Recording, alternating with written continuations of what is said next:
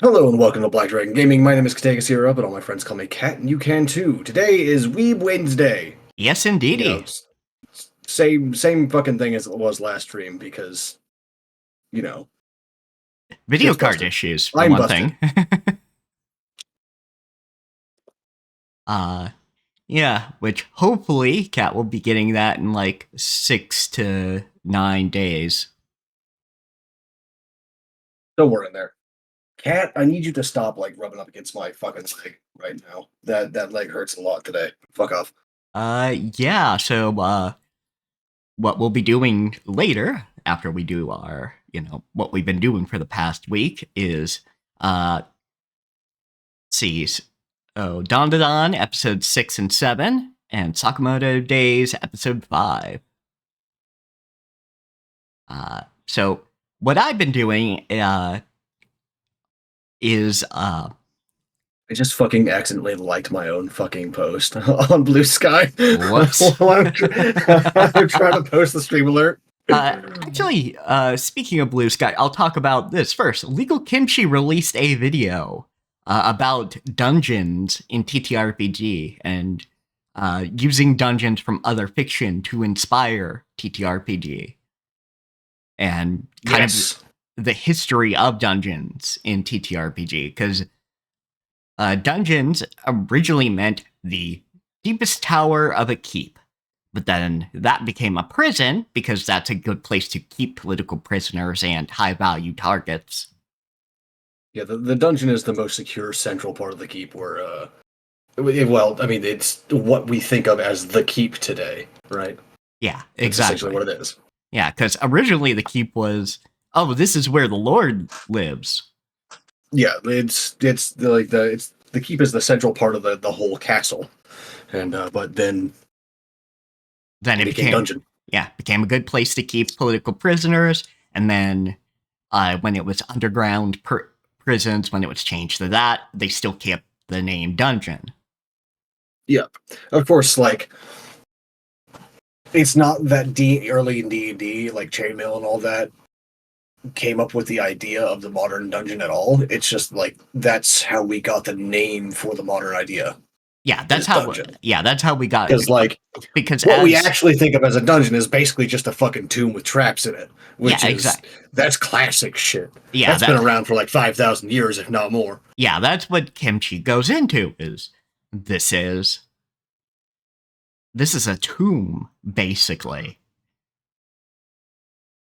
Which and like it's been a while since I saw a dungeon as a tomb in fiction. Actually, believe it or not, despite how much I've been fucking reading lately. yeah, fair. Like they get called tombs, but only in like a metaphorical sense, right? Like, oh, this is the tomb of many adventurers, kind of deal. Oh yeah, like stuff like that, of course. But yeah, watch Legal Kimchi's video. Good dude. Hell, to watch all of his videos, he's got great shit. Yeah, I mean, watch that video, then watch the rest. Legal Kimchi, Phoenix, no, my good, son, my good fat dude. child. Talks about being mixed race. Did interviews with trans people, including yours truly. Very good shit. Phoenix, you piece of shit. The other thing I have been up to Yes, my is son, you're very fat and handsome. Get the fuck out of here. playing Stop jumping on my legs. the Start Again prologue, which is the Fucking cat. prologue to In Stars in Time, which Kat got some screenshots from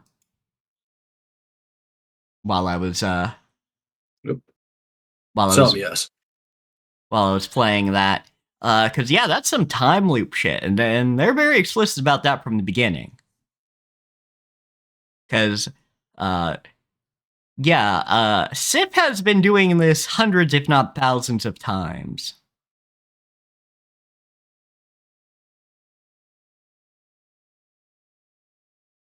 And gotten so, bothered by being able to, There. I've driven the cat off. Finally. see everything coming, hear everything go on repeat from their friends. Like, their friends aren't actually NPCs. Like, they're real people. But after a while, the same conversations get repeated, especially when you don't want to indicate that anything's wrong, which Sif comes to that conclusion. I've just got to play the part of my old self and not indicate that we fucking died. Which, don't hide your pain is part of the message of this.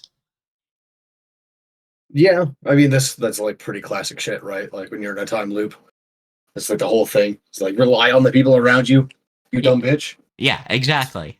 And it's, spoilers, but it's only in actually relying on people and, actually regaining their emotions around their party that they manage to push through. Granted, what happens at the end, again, spoilers, is Sif gets pulled back right to the fucking start of their journey. Fucking agony that. Yeah, fucking agony. So having to find what exactly went wrong, because as far as Sif knows, they beat the fucking king. As far as we know. So why did they get pulled back all the way to the start of the journey when they had only been repeating the last day? I've just got that quote from the from like Killing a Quest Important BC for Morrowind in my head now. Oh yeah, that. It's like your actions have severed the threads of fate. Would you like to reload a save or persist in the doomed world you've created? Sort of shit. Exactly. Like, okay, yeah, you killed the king, but that obviously wasn't the thing that you needed to do. Yeah, but it's just one of the thing. Like, oh yeah, we beat the king, we're celebrating, and then Sif feels themselves getting pulled, like they feel the pull of ages, which has only happened when they've touched rifts in time or gotten killed. Because to go back to kind of the start of this, the king has been freezing time for everyone and everything.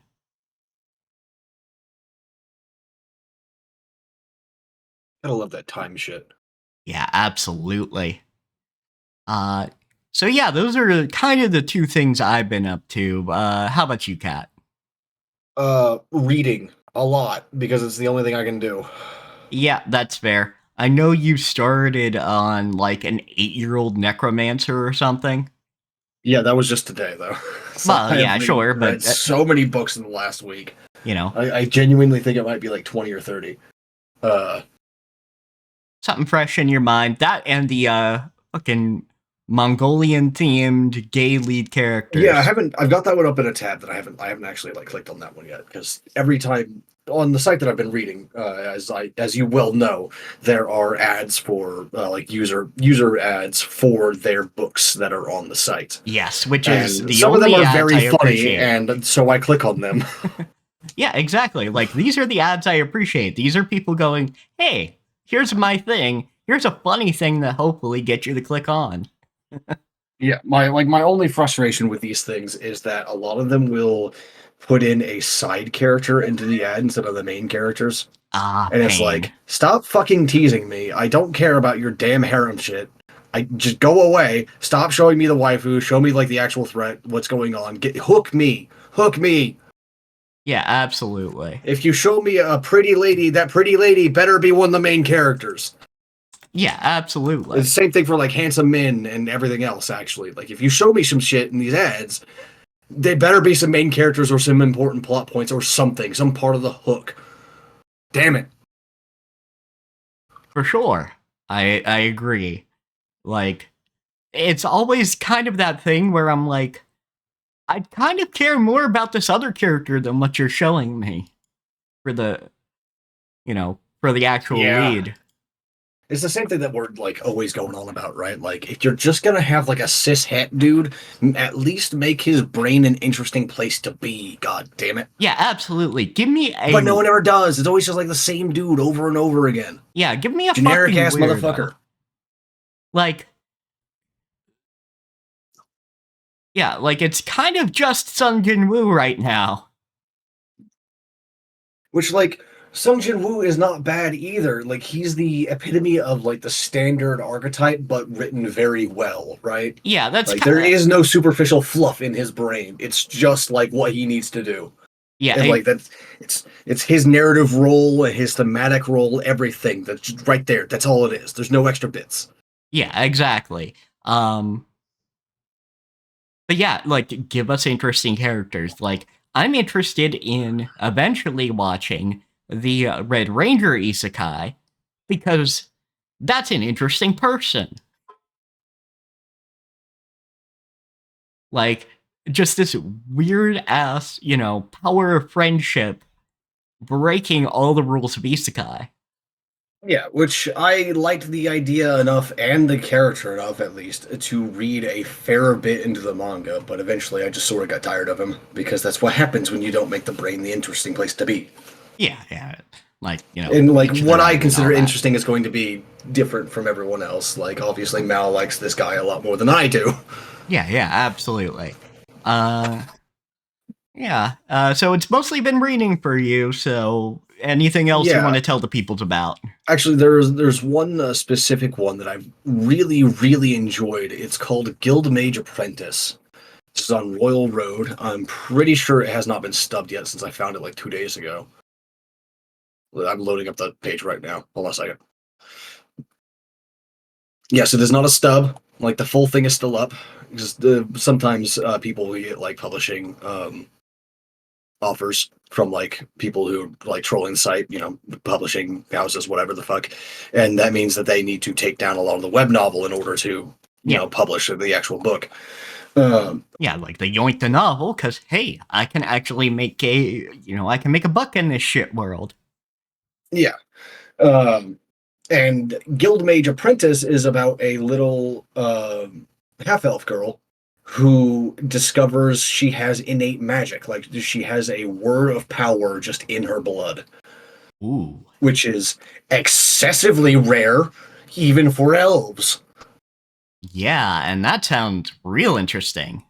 Yeah, it's really good. It like the world building is real fucking weird too. Like the gods were physical beings that they fucking killed. Ah, the Klingon It's good approach. shit. Like the basic setup for the setting itself is that it's a roughly, I would say, Renaissance or Enlightenment era, like medieval fantasy kind of deal. Gotcha. Except it's weird in that there are rifts in reality, but they cannot close the rifts permanently like they can in like most sort of rift fiction. Don't know what the fuck the rifts actually are yet. I'm like 80 chapters deep in this shit. Don't know what it is yet. It's Oh fine. boy, like people haven't gone into these fucking things yet, in on camera, so to speak. I think people have, but it's extremely dangerous because just like in every other fiction, like the rifts are the source of magic, right? Like the mana comes out of these things. But Gotcha. unlike most fiction, you don't build up a resistance to it as you get more powerful. Personally, you can go in as deep as you can go. Basically, there are techniques to make you better at it, to make it easier for you to go in deeper, but Gotcha. like So delving it's all the way into the bottom is not a good idea, so generally speaking. so it's kind of like a radiation thing more than there's deadly Literally, things in yes. here. Like what they call mana sickness is literally just like radiation burns. Gotcha. Okay. So Like the yeah, mechanics they of it is don't. explained as like the energy is trying to get out of your body, and so it burns its way through your flesh. Ooh. Which is also like the actual like how it works in setting as well. You breathe in the mana, and it tries to get out of you because you already have your maximum capacity, right? Fucking hell. And then it That's just like burns through your body, yeah. turns your veins black, everything. Like it'll fuck you up real good. So really, the only thing you can do, it sounds like, is have techniques so you don't breathe in as much mana. Yeah, or techniques to calm the mana as it's coming in and use it quickly, cycle it faster, stuff like that. Anything like that. But it's not. You don't just like wake up one day, discover you have magic, and now you can delve into these rifts without fucking dying. No, not at Gotcha. all. Gotcha. I Even get the you most now. powerful of like the elven warriors, like spell swords and archmages and all that shit, cannot like just go in willy nilly. Got it. So So they we like none of these fucking things have been closed. yeah, so we know what they are in function, just not where the fuck they come from. Yeah. Like the big thing about these things is that they do still have rift breaks. I don't remember what they actually call them in story now. Yeah, fair enough. But it's the same thing as that you've seen in a thousand different things. So it's like the thing explodes, magic goes flying everywhere, creatures mutate, monsters come pouring out of like wherever the rift is, etc. And you've got to like have like basically an army standing around the entire thing and killing anything that runs at you because otherwise it'll fucking kill you. Yeah, fair. All right. Yeah, I am interested. Yeah, the main character is a half-elven girl, as I said, who was raised by her human mother, Ooh, not her elven father. cool. So, and it actually goes deep into the whole biology and everything of it too, because as they call them, the Elden, it's just like the Elder race, literally. Yep. That's what Elden means for people who don't know that. It's just old. But the Elden are a different species. It's just that they're close enough to interbreed sometimes. Fair Uh, enough. so she does have different dietary requirements, and no one fucking knows that for a while because she's an elf and she's living in human lands. Yeah, fair. Glad they fucking figured it out eventually, though. That would suck. Yeah, I don't. No, no, never mind. I do remember what it is. I remember how they figured it out. Never mind. Okay. Oh, okay. Ooh, excuse me. It's pretty easy to guess if you know like anything at all about like how people think of like magical creatures, right? Uh huh.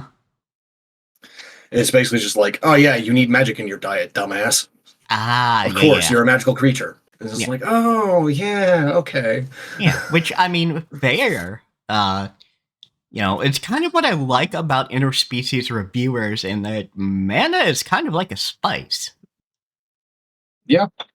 In this case, it's like it's an essential nutrient for Yeah, elves. yeah. Mages can get a lot out of it, but they don't need like strictly need it. You know, instead of mana potions, they literally just like have broth that's been infused with mana that they carry in wineskins and shit, which I think is cool as fuck. I mean, yeah, By the way, fucking fair. That is pretty fucking cool.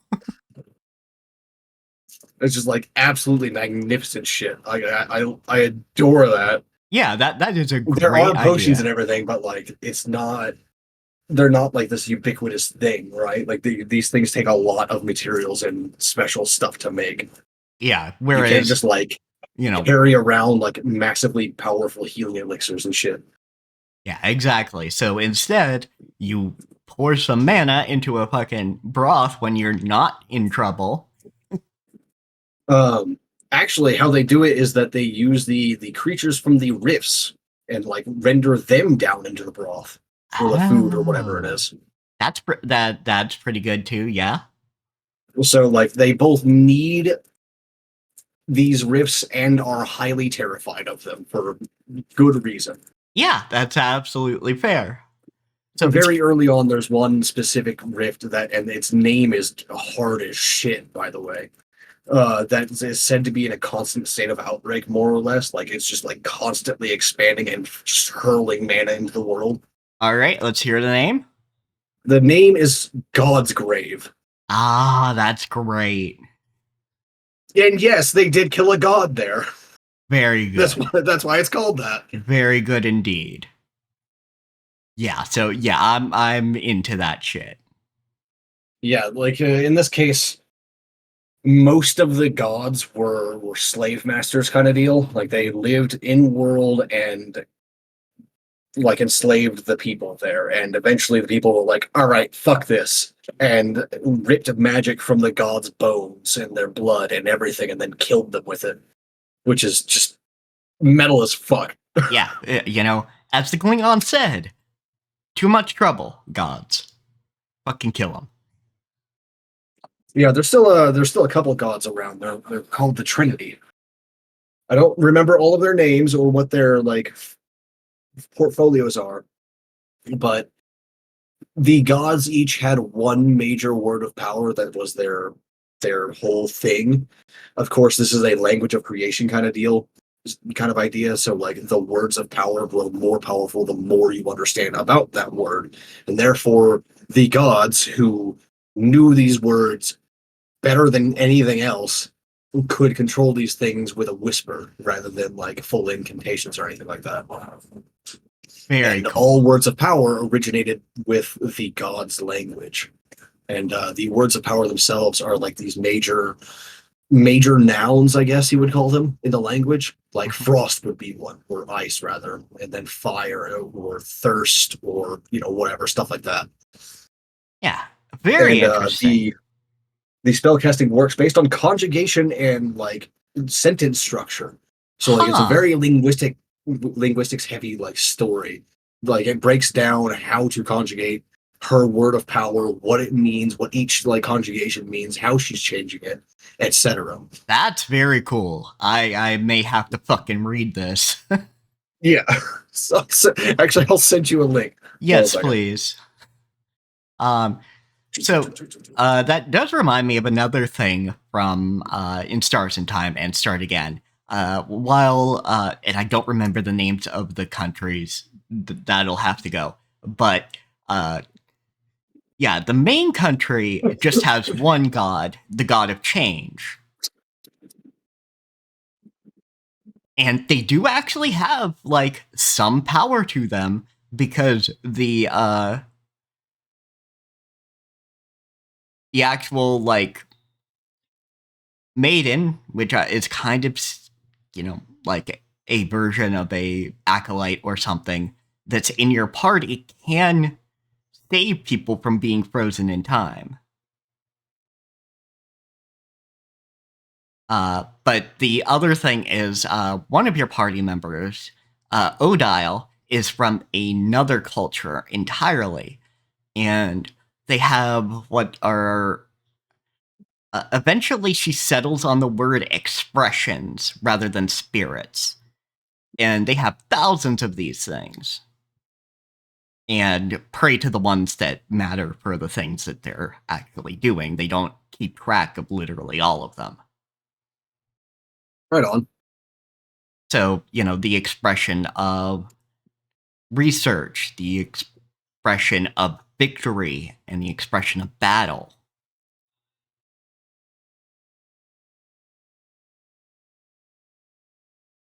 So, I don't Here's know. another one I found that I think you'll probably like as well. It's called Recursed. I like this one a lot, in fact. So much so that I like how the magic works so much that I've been considering writing something similar myself.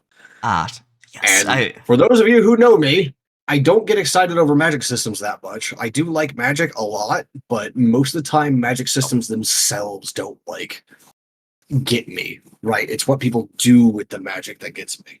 In yeah. this case, it's actually the magic system itself. It's like just the same as, and it's not the same as in it's based on the same thing. Although I guess it kind of is now that I think about it, as Guild Mage Apprentice. Yeah. But in this case, it's names. Yeah. But those names also mean stuff. To read out the premise, as the perfect sacrifice, it is only natural that Nyx be sacrificed to the ancient gods lurking in the depths of the black hole. But she didn't die. Finding herself 7 years in the past, to the day of her first cursed mutation, Nyx is determined to correct her regrets and act vengeance on her murderers and simply live the life that she never had. Yep. And that description is so terribly understated. Yeah, I have to imagine, but that's definitely some interesting shit. The premise is very eldritch. It's cosmic horror at its best, but like with a character that's been living in the cosmic horror her entire life, with a society that's been living in the cosmic horror for hundreds, if not thousands of years. It's not like some random fucking dude stumbling into this shit. It's not even like Darkest Dungeon where you're going to purge it. It's like this is a part of society and the world around you. You're not getting rid of him, Yeah, exactly. which is just amazing to me. Yeah, It that takes place on a fucking like super massive space station in like within the accretion disk of a supermassive black hole. When it says the depths of the black hole, it means it. It's an actual black hole. yeah, actual black hole. That's what I assumed, but that is very fucking cool. Yeah, like it's to the point where they don't even breathe air anymore. They breathe void. I don't know how that works, but you know what? Fuck it. I don't care. It's Eldritch shit. Let's go. Yeah, let's fucking go. It's really good. All right. Anything else before we get to one of the two I'm shows? scrolling. Give me a second. Okay. There is this one. Like it's got a male protagonist, which is bleh, but his brain is at least like a relatively interesting place to be. It's called it's literally called Low Fantasy Occultist Isekai, and it's in he is from an urban fantasy world, an urban fantasy version of Earth. His name is Nicholas Crowley, as I'm sure you can see there. And he, in this low fantasy version where there's very little magic, he did a ritual, fell through the world, and ended up in an actual normal fantasy world. That what we would consider a normal fantasy world. And now he's like, all right, this is a lot of magic. Let's fucking go. Yeah, let's let her fucking rip. That I actually really like that as an idea. Yeah, like he gets to like level 10 or some shit. And he's just like, I am already more powerful now than I was in my previous life. This is fucking cool. I love this. Which I think it's a fantastic idea. I just wish that like it wasn't just another dude. Yeah, fair. But at least, like you said, interesting head to be in. Yeah, because he's very much like he's an occultist, like what you would think of as a modern day occultist witch warlock kind of guy. He does rituals and shit, not throwing fireballs. He can throw fireballs now, but that's not like his thing. He does like he's not like an evil character or even like a neutral character. He's solidly on the good end of things. But so still, don't take what I'm about to say wrong. But he does do human sacrifice. It's only people that were going to try and kill him anyway. But you know, fair. But, like, it is that kind of thing. It is exactly that. Like he don't fuck with no demons because demons are a bad idea to fuck with. But he will stab a motherfucker and like bleed out their lifeblood into a ritual circle if he needs to. Okay, that's fair. That's fair. Like if he's not like giving eternal souls to a demon or something, I can at least kind of see somebody being that way and being heroic.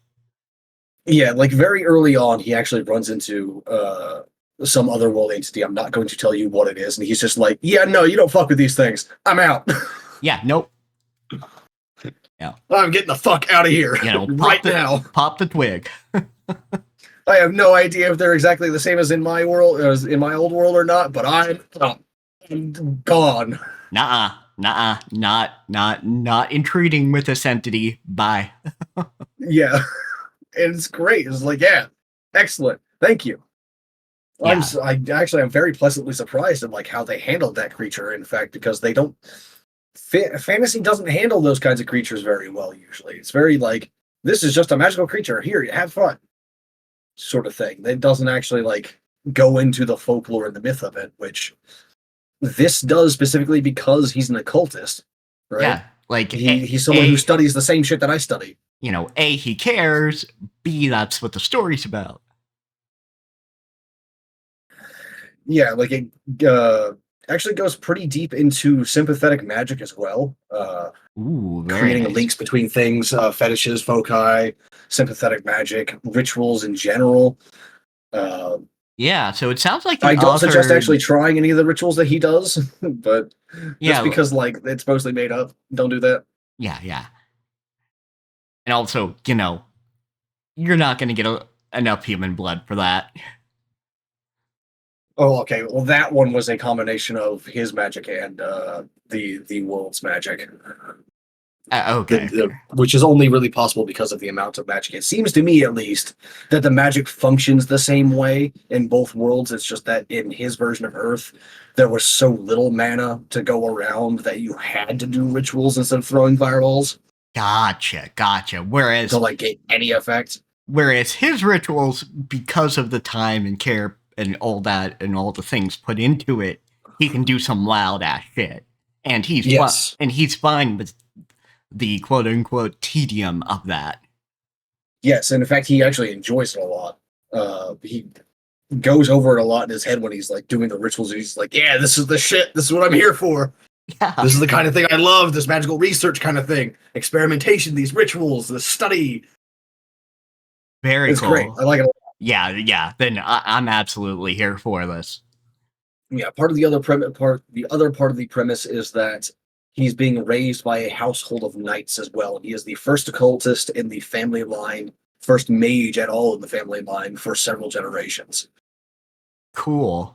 So is it that he reincarnates as somebody in that family, or did somebody adopt him? He sort of reincarnates. This is in the first chapter, so it's not really.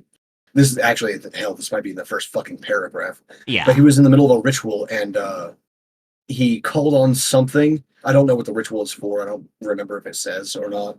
But something, some other planar entity interfered with his ritual somehow and pulled his soul out of that body and stuffed it in this new one.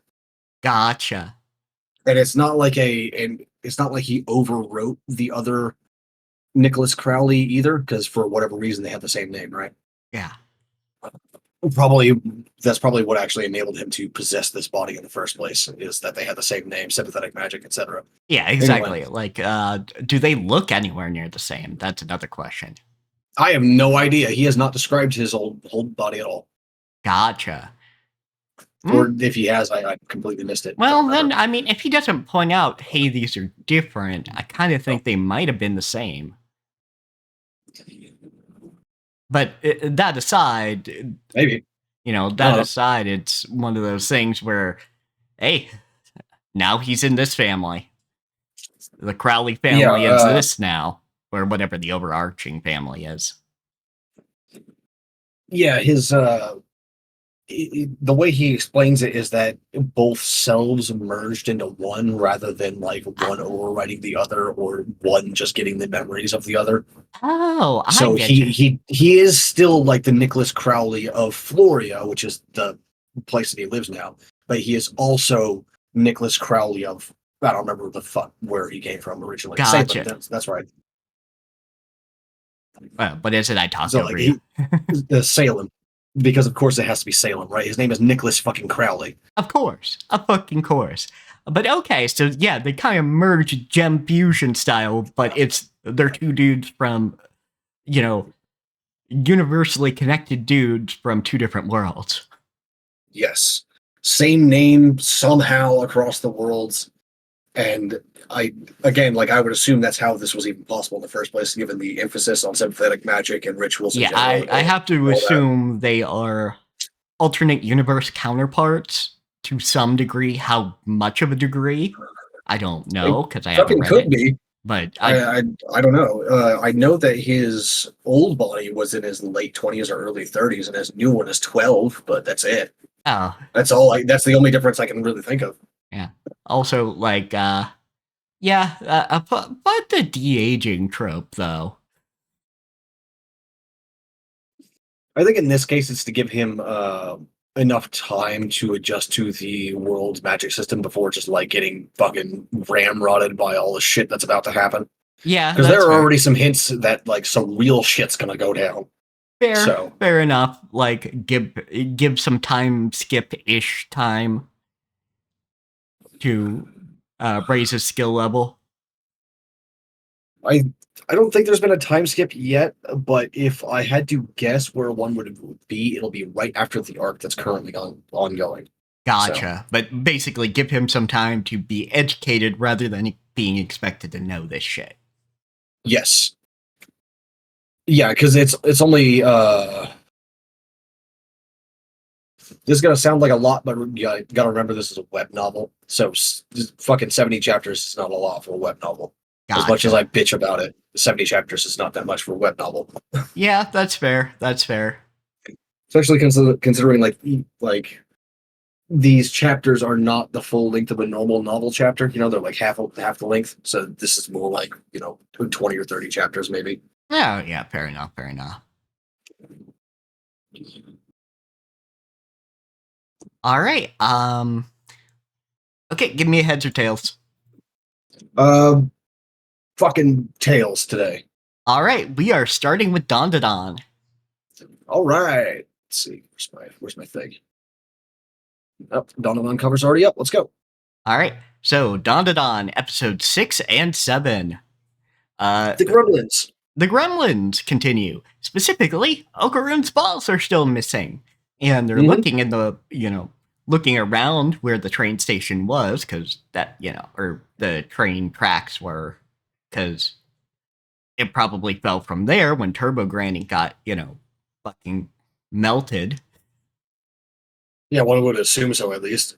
Somewhere, like, it's a good point, as good a point to start as any, honestly. Yeah, but unfortunately, they are not finding it, and Granny does bring up the fact, hey, somebody probably took it, because it's got some fucking magical power to it. Like, there is actually... And it doesn't, like, it's not like it looks like testicles. Yeah, and it is also, like, because a solid marble of gold, basically, to anybody who looks. I would heavily question even any practitioner that took something they found laying on the ground that was actually just like a testicle. Yeah. I would have some very sharp questions for them. Yeah. Unless they could still sense the magical power, then you kind of go, you do what you do. I would at least, ask them to wear gloves or something. I mean, yeah, you wear gloves, you use tongs, but... Put it in a fucking sandwich baggie or something, come on. Yeah. Don't just stick it in your pocket, Ira. Because, we go back to the pink-haired girl from before. Of course we do. You see that design. Yeah, see that's not a background character. That ain't a background character. Because, she spreads rumors that Momo is sexually promiscuous. And that gets back to Okarune. And Okarune is pissed. So he goes granny mode, because I will be calling it that instead of turbo mode. Yes. He does, in fact, go granny mode. He goes granny mode because he's pissed, and nobody sees that it's granny mode. They just see, Okarune's real strong and real intimidating. Yeah, Okarune real mad right now. Okarune real mad. Because, people are spreading rumors like that, and we find out, that was Ira who did that. Granny also stuffs herself in Okarune's bag to follow him to school. Because of course she does. And that's where she finds out Ira has the ball and also has a fucking protagonist complex. A big one. Yeah, I'm sure it'll tone down in the episodes to come, but I don't know. We've caught up to where I was, so. Yeah, I don't know, because I've definitely seen people say she's fucking unhinged. Well, of course she's unhinged, though. She's part of the main cast of Don. Yeah, Quinn has a theory that every time a character appears on screen, they are losing brain cells. That makes a lot of sense. I think I would more describe it as a freak, a freak exponent. It just multiplies, not just multiplies, but they multiply by each other. So you get just one of them, just Okarune, and say it's 2 for each character. 2, he's just a little weird. Momo is also a 2, though. You put those 2 together, you get a 4, and you stick Ira on top, and now you got an 8.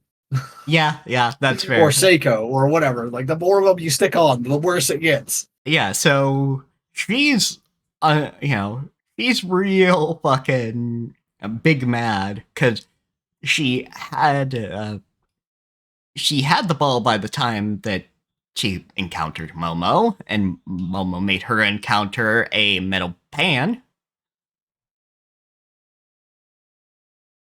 And she interprets Momo's hand as demon wings, like her spiritual hand. Yeah, which of course, like the framing of it, it does kind of look a bit like a wing. Yeah, a cartoonish wing, but it does. Yeah, because she's holding her hand back to not thinking she actually sees, but almost cartoonishly wave at her. Yeah. And yeah, you know, if you hold hands backwards, you motherfuckers have made a hand turkey before. I don't think I have, but like I've seen it done. So yeah, and it makes sense that it looks like a wing too, because that's what wings are. They're hands. If you don't believe me, go look at the fucking skeleton of a wing. Yeah, it's true. I mean, look at a fucking bat. Honestly, you don't even need the skeleton of the bat. Them's fingies. They fly with their fingies. Yeah, they fly with their fingies. But yes, so she plans to take a bunch of holy objects and go confront Momo. She gets her, friends or whatever, her accomplices, to give her a couple things.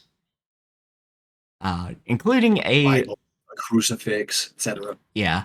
Which I have to laugh because I know Ira thinks she's, a demon, but she's taking a bunch of holy objects to deal with an exorcist. Yeah. So it's one of those, dramatic irony kind of things. And she does note that there's some like smelly oil on the crucifix, which it's a surprise tool which will be useful later. So they it's like she's holding up the fucking like the Oak Rune's ball up to the thing, and she's just like, "Oh, the sacred orb and shit," and it's like, "No, that's Oak Rune's left nut. Stop." Yeah, exactly. That's. I have a feeling the minute she finds out, she's gonna want to dip her hands in acid. Like she is gonna have a proper freak out. I hope. I hope so. I really hope so.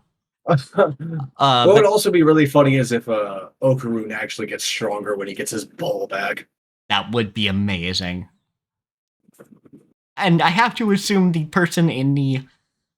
other person in the OP, we obviously don't know because I'm now on par with Kat. Some fucking dude. Yeah, some fucking dude has his other nut. I would assume so, yeah. And that's how it gets activated or whatever. I cannot wait until we see what the fuck his deal is. Yeah, absolutely. It's like, are we gonna do another alien thing or are we doing another yokai? Let's go. I'm ready. I am eager. Let's go. Yeah, I'm 100% ready for this. Is it Ira or Ina? Ira. Yeah, Ira. So Ira goes ahead and basically calls out Momo and says, "Hey, meet me here." And they go to some like what's going through her friends' heads when they pin this girl down. And I was like, "What the fuck are we doing, dude? Yeah. I don't know. Just go with it." Yeah, just fucking. Because again, this girl really had a protagonist complex even before she found the ball. This just fed into it. Because she believes, oh, I am so gorgeous. If I smile and wave at these fucking block-headed individuals and make them think I like them, that makes their day better. Like, fucking... Like, I don't even know how to describe that other than unhinged. That's the main character syndrome, really. Yeah. Fucking gets Momo to go to an abandoned warehouse where her friend pin her down, zip tie her wrists together, and try and exorcise her. Of course, this does nothing. A, because she doesn't know how to do an exorcism. B, she's trying to exorcise an exorcist. But what does occur is a yokai obsessed with Aira attacks. Yeah, of course, like Okarun's trying to warn them, but like he just gets there too late. Yeah, he gets there a little too late.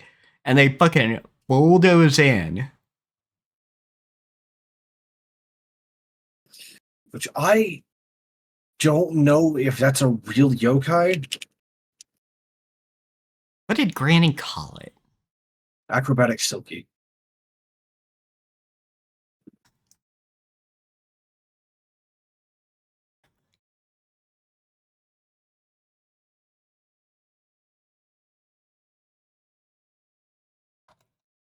Yeah, let me see here. What does I the don't see anything about like an actual yokai called that. It might be based on. it's an urban legend. Acrobatic Sara Sara, also known as Akusara, is a Japanese urban legend about a mysterious entity resembling a tall, slender woman with pale skin, clad in a red dress and a matching wide-brimmed hat, with long, silky black hair and haunting presence. She is often seen in bustling cities, engaging in dangerous acts such as dancing atop high buildings, erratically moving on distant rooftops, and leaping off them like an acrobat. Following her performance, acrobatic Sara Sara disappears without a trace, leaving onlookers bewildered and terrified. The legend states that those who observe her acrobatic display are cursed, doomed to experience misfortune or even death. Okay, so it's because I was using the translated name that I didn't get anything. Gotcha. Yeah, and they do point out, this is kind of like a La Llorona. Yeah, a little bit. At least this story's version of her. Yeah, this story's version of her, which we'll get into. But yeah, she uses fucking hair tentacles. And is very much. We find out Ira called her mommy as a child when she happened to just see her very briefly. And yeah, we'll go over the episode's bits, but it's mostly just fucking Okarun and Momo trying to deal with this lady with acrobatic skills and hair tentacles. Yep. Gets fucking swallowed. All three of them, in fact. All three of them, in fact. And Granny brings up something that we hope is actually true, which is that a beckoning cat is a sign of good luck, which is in a beckoning cat now. And so she can manipulate luck, potentially. Hopefully. I think that would be really fucking cool. That would be really cool if she could. But anyway, fucking Momo lights the shit out of all that hair. Like, just lights it all on fire. Yeah, she swallowed some of her hair. And yeah, the crucifix was a fucking lighter, which if you look at it, you go, oh yeah, that was a fucking novelty lighter. Yeah, the whole time that was absolutely a novelty lighter. Yeah, like where you can actually see where the cut is. I didn't notice it when they were just talking about it because I'm like, crucifix, whatever. I'm reading the dialogue. Yeah, fair. And yeah, so they burn her fucking hair, get out of there, and kind of deal with her. Like, Okarun has to go full throttle and like fucking headbutt her, and Granny's like, you were using my power and that's all you could do? Which to me kind of indicates, hey, Granny should train him. Yeah, but like I think Seiko's got the right of it. Rather than training a spiritual prowess, they need to get his body capable of actually like doing literally anything. Because he's an unathletic nerd. Yeah, he's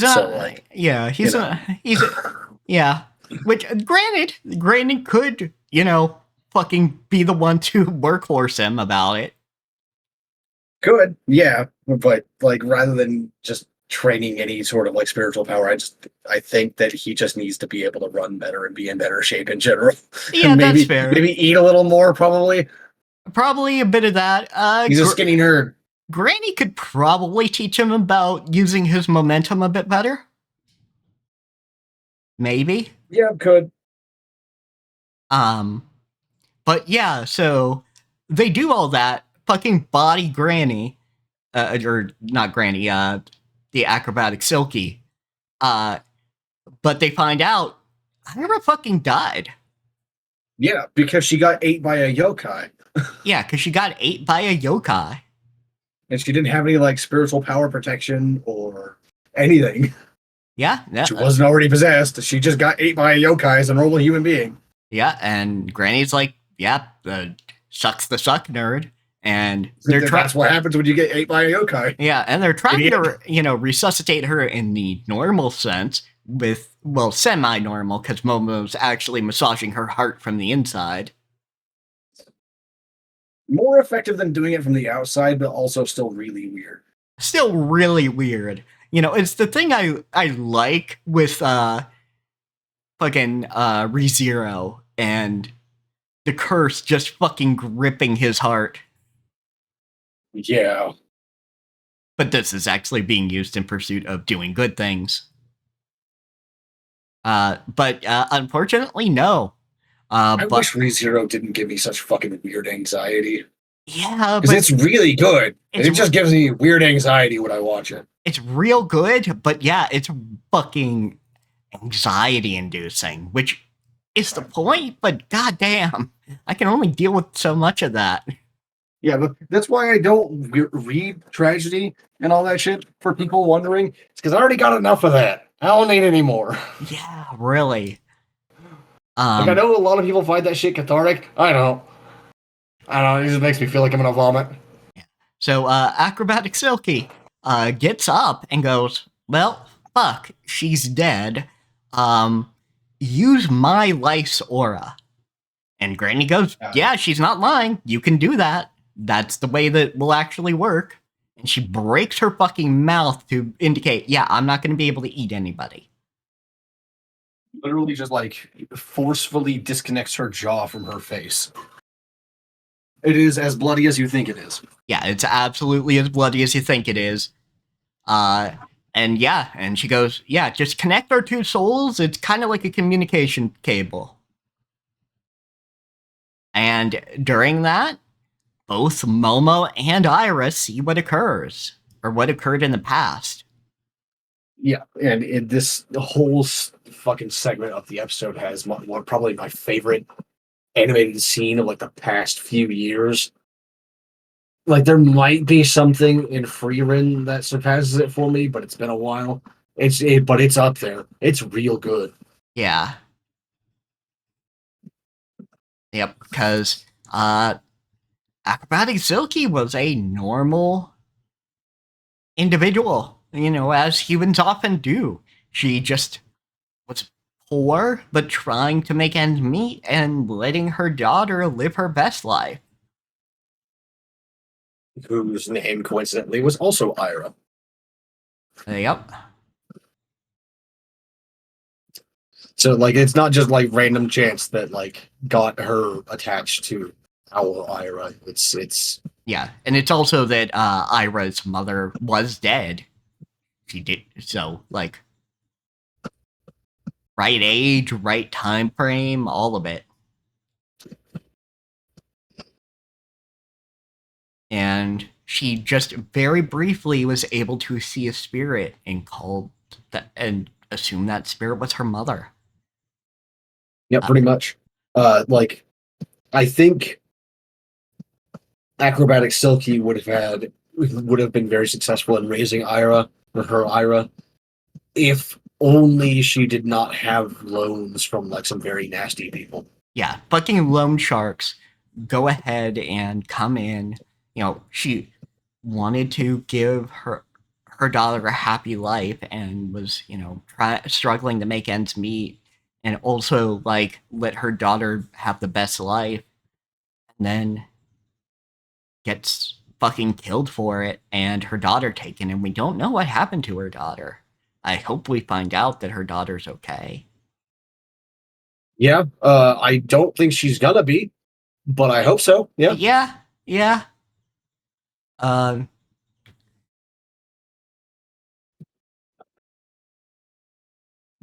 Yeah, so I hope we find out what happened to her and that she's alive at least.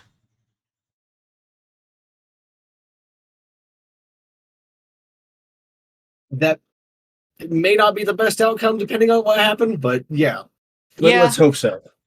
yeah. But it does work. Ira does get up. She does survive, and she goes and hugs Acrobatic Silky before the yokai crumbles away in dust. Yep.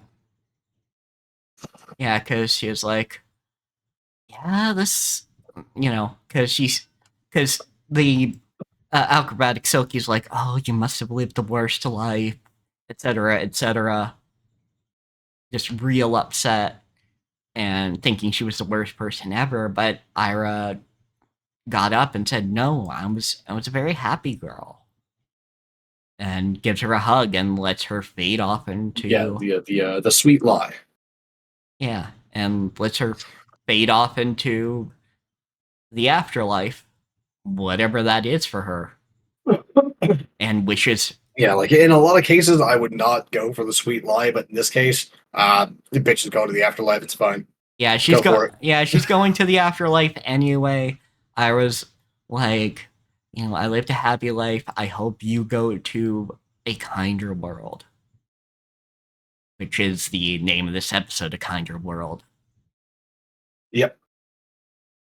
Which during the fighting, I don't know if you noticed, but Okarun says he withers a lot. Oh. Considering the symbolism of like what he got taken by Granny. Yeah, yeah. I don't think he's talking about his mental state. Actually, he is, but like I think he's like in that state. I think he's very euphemistic a lot of the time. Yeah. So yeah, that's how Ira's going to be able to keep up with them to some degree or another. We don't know the full extent of her power, but I can see from actually some key art that I'm seeing on the fandom wiki. Unfortunately, she does get a mask similar to Okarun's, but it's for Acrobatic Silky. Yeah, I would imagine so. Like we only have the one instance of a possessed person so far, but that does make sense. Yeah. Which of course he only has the mask when he's going full throttle anyway. Yeah, if he's just like transforming because he's angry or whatever, he doesn't have it. Yeah, exactly. But yeah, so that's what we're getting, and I'm interested in going forward, and I'm glad I've caught up with you now. I think the mask would be more interesting if it was full face and not just the jaw. It is actually a half mask. For Ira? Yeah, like let me grab it.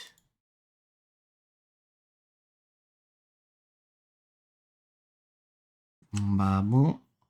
And boom.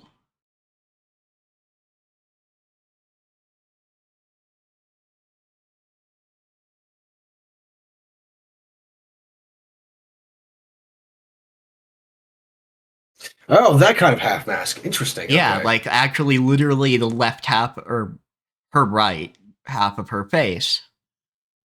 Interesting. And then just a jaw that goes down to act as the I connecting like bit. hers better than I like Okarun's. Okarun's is kind of garbo. Yeah. I don't like his mask. Yeah. Yeah, I like this though. So I will be interested to see how she fights. But yeah, that's the send off. So I like this. I like that these are deranged nerds, but they also each have an emotional core to them. In a weird way, this is kind of a little bit like what I would have wanted Bleach to be. That's what Bleach was for a while as well. Yeah, that's what Bleach was for a while, but this feels It just like... stopped delving into like the hollows until you got to the big name Ron cars again. Yeah, exactly. And it didn't deal with personal stories as much after a while. It went to the big damn thing, which you can do some big damn things, but like there's a lot of emotional cores here, and each character kind of has their ascension moment. Although Aizen stopping Ichigo's Bankai with a single finger will remain like one of the most hard fucking moments in the anime history. Oh, absolutely! Ever. Like Bleach wasn't a, Look, Bleach wasn't 100% bad or anything. Like there were some. like it's still one of my favorites. Like I don't like the ending at all, but like yeah, there's some choice fucking bits. It's just the thing they had a character designer working on his own to make plot lines. yeah, for people who wonder what my issue with Bleach is, it's literally just how Ichigo's life goes after the ending, like in the epilogue. That's it. Because like way earlier on, you get some fucking shoujo-esque like stares into each other's souls between him and Rukio, and then like that's not the ship at the end, Yeah, and that pisses me off. They don't give me the shoujo stare without actually making that shit happen. Okay, yeah, that's fucked up. and it also That's fucked up. yeah, and it also feels meandering in places, unfortunately. Yeah, I don't. I read a lot of the manga, but most of my memories of Bleach are from the anime, so I don't know if that's true of the manga as well. Yeah. But yeah, I'll definitely be interested in this. This feels like it's kind of like that first part of Bleach, but extended. And also, the characters are much more ground lemons. Yeah, although I can't blame that on Kubo there because like Kubo was writing at like a much earlier stage in like the development of fiction and everything. Yeah, like it's definitely one of those Kubo walked so this author could run. Yes, definitely. Yeah, I don't think I don't honestly, think even the art style is actually kind of similar, just like evolved for the modern day. yeah, Now that I think I about it. don't think Dandadan would exist in the way it does without Bleach. Like there's definitely some there's some DNA here where I'm like, yeah, I think there's some inspirations here that would have been missing if it was made without Bleach having existed.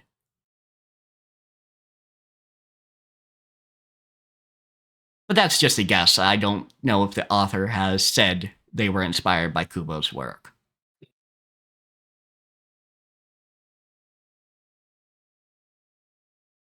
That's a good fucking question. Yeah. I think so. I don't remember, but I at the very least, the mask designs are very similar to a lot of the Iran.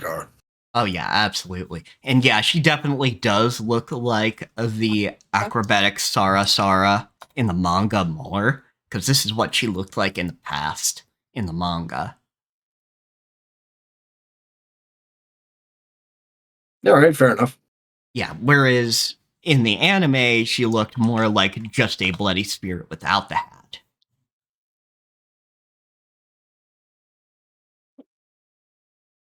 And the hat comes later when she starts like transforming and getting obsessed with Ira. Yeah, there was something in my brain.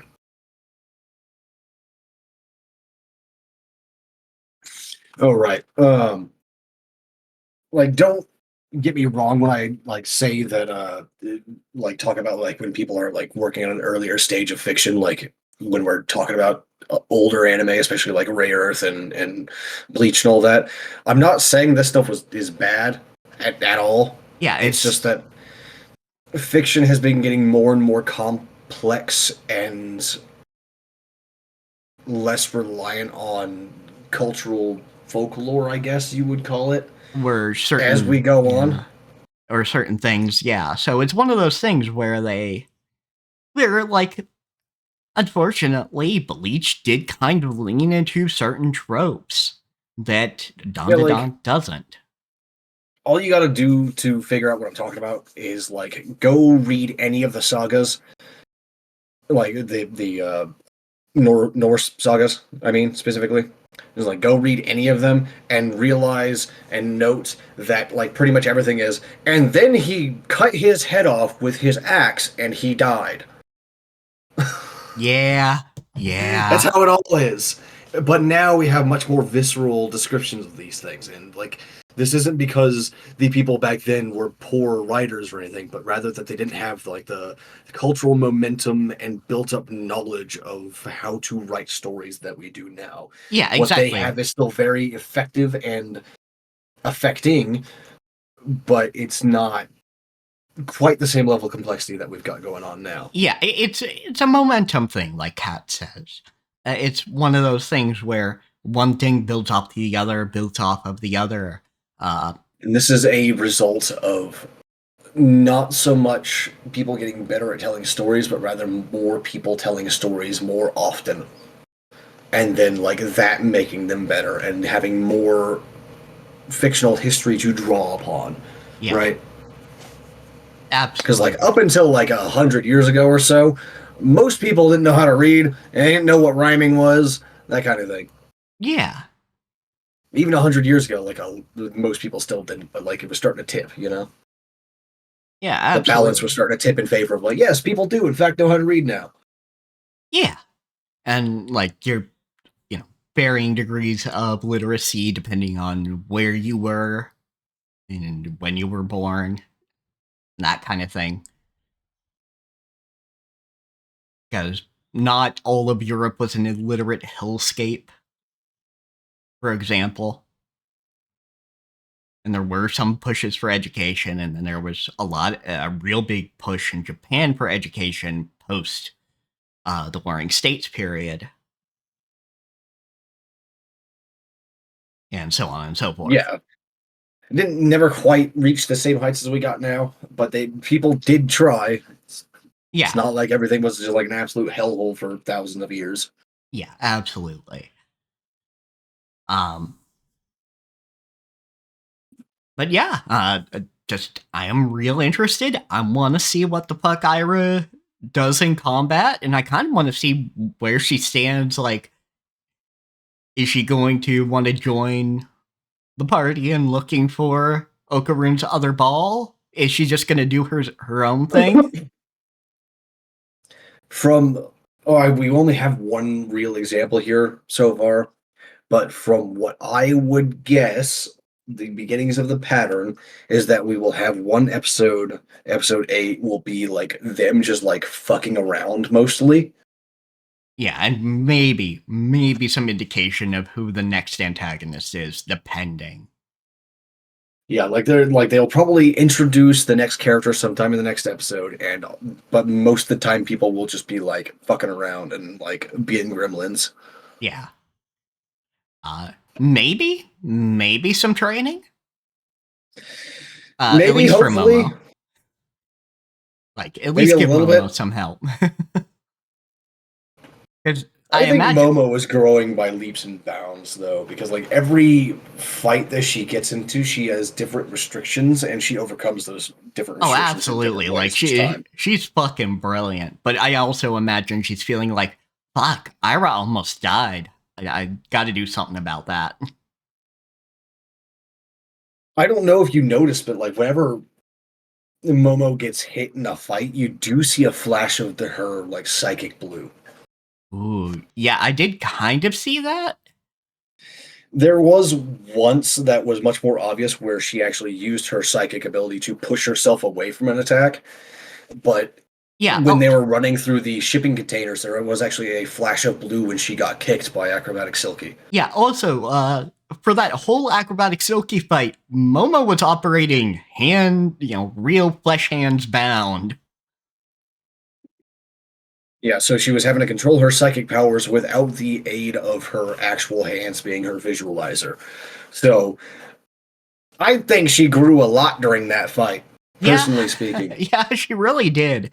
I just We mean, like, probably won't see the results of that until like later on, but she absolutely did. I can almost guarantee it. She's a classic shonen battle oh character. yeah, absolutely. I just have to wonder if maybe she's like, I might need to learn some exorcism tactics from my grandma. Add one more thing to my toolkit, kind of thing. other than my hands, you know? Yeah, I don't know if that's gonna happen, if only because it seems like they only get a day or two of rest in between shit happening, Yeah, right? that's also fair. Like, shit is always happening for them. And of course, they're going to be like, all right, well, we found one ball. Now to find the fucking other and reattach it.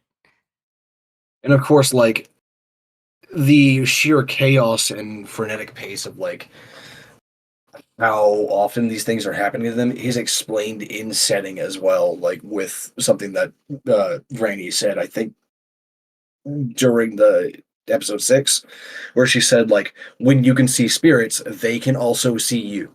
Yeah, and that's the Being other thing. involved makes it more likely that you're going to get attacked.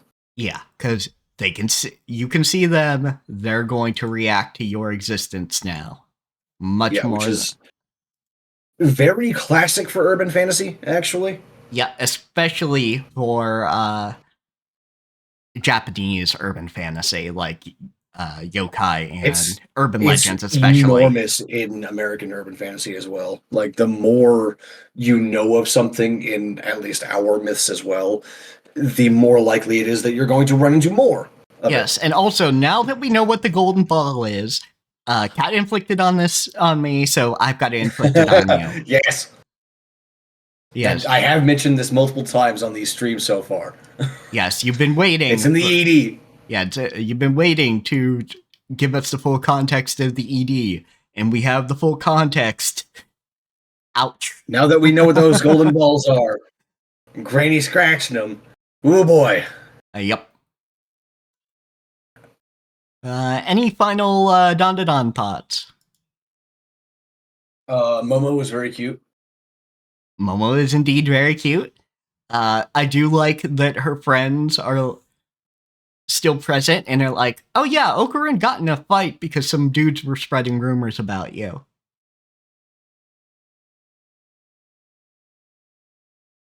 And her going, well, I do definitely like that they're still around. And we did learn one of their names, Mocha, I think, right? something like that. Because it was in this episode, because like Granny has her phone. Oh yeah, that's right. That's Muko. Not Mocha, it's Muko. Muko.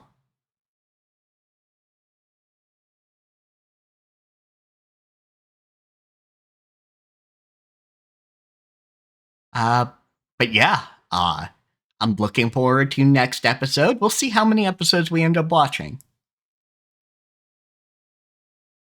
But we are at least watching one. At least one. If only to see like how cute Momo gets in the next episode. Yeah, absolutely. And Alternatively, how gremlin-y she gets. yeah. Of course, it could be both. It's usually both, but you know. Yeah, it's usually both. So yeah, switching gears to Sakamoto days.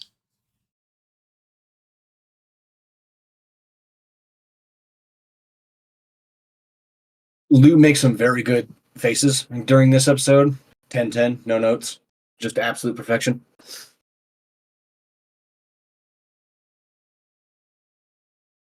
Yeah, absolutely. I have a really tiny little window for me to do this in. There we go. Yeah, which I do kind of appreciate. Taro Sakamoto is kind of like a John Wick kind of name, in that Yamada Taro is the placeholder name, kind of like John Smith. So you kind of go, one name that's partly, you know, part. Yeah, it's not like a very. It's not a particularly like special name, like right. It doesn't stand out. Yeah, exactly. Like, it's not a weird name. Like, Taro is in, like, you can find a lot of people with the surname Taro. Or is it the given name? I think Taro is his given name. Yeah, Taro's his given name. So you're going to find out. Yeah, and I did check. Yeah. Because, and yeah, we actually get a name for the fucking wife, Aoi. Yeah, that's right. Hi, Phoenix. Get the fuck out of here. So yeah, we jump into Lou and what's her fuck? Either. Yeah, in a fight. But the duo, the woman of that Hard duo, boiled and fucking what's her fuck? yeah, I can't remember her name. I yeah, know she's a battle junkie though. yeah. She is a fucking battle junkie, and we really see that going in. Because yeah, she is. Lou is really doing well against her. Even fucking hits her with her ponytail. On purpose, even because like when she whips back around, she does have it in her hand. Yeah, and yeah, she's laughing when she gets knocked down, bloody nose, looking real fun. It's something about the dead-eyed stare Yeah, there's that some. gets me on that. Like it's so good. Yeah, and also dodges a punch, and because they're still doing the thing of you have to hit me every 10 seconds, she fucking kisses this woman's arm. As it goes over her head, yeah. It's glorious. It's Yeah, good. Just and absolutely styles on this lady. yeah, and is getting real mad when she's like, when the woman's like, "Oh, but the Sakamotos are a family of 3. Are you stupid?" And she goes in like, and they're like, "Oh, she's an angry drunk," and she goes in for a punch, but she sobers up mid punch, so she just kind of taps this woman's face, and then the woman's real excited. She's like, "Oh yeah, I love a powerful rival." And I think she's a little into Lou now. Maybe even more than little.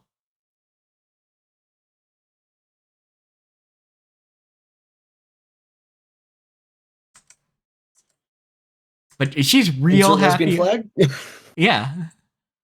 Yeah, exactly. But yeah, she's real excited, even hugs Lou. Almost call her Momo.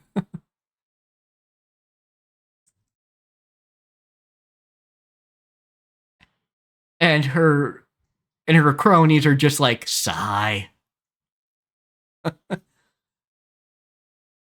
then when Yeah, the she's just like, does that mean we get to go free now? And they're just like, I don't know, dude.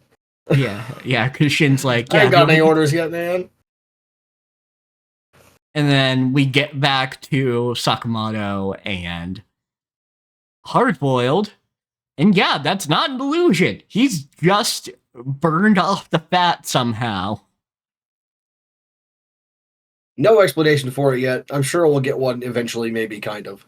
Yeah, maybe. We'll have to see. It might just kind of be like one of those things that just kind of happens. Like, All Might doesn't have a quirk that lets him turn all muscly.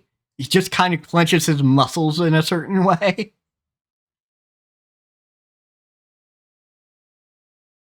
But either way, now that he's burned off that fat, he is fast. He's going No up. time. Yeah. Yeah, fucking goes up against Hard Boiled, even catches his bombs midair,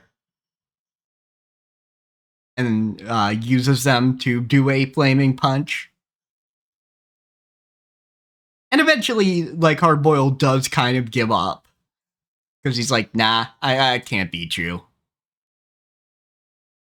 Yeah, he was already like barely managing it when like Sakamoto was in fat mode. Yep. And Hard Boiled is what made me realize people who like Hitman Reborn will probably like Sakamoto Days.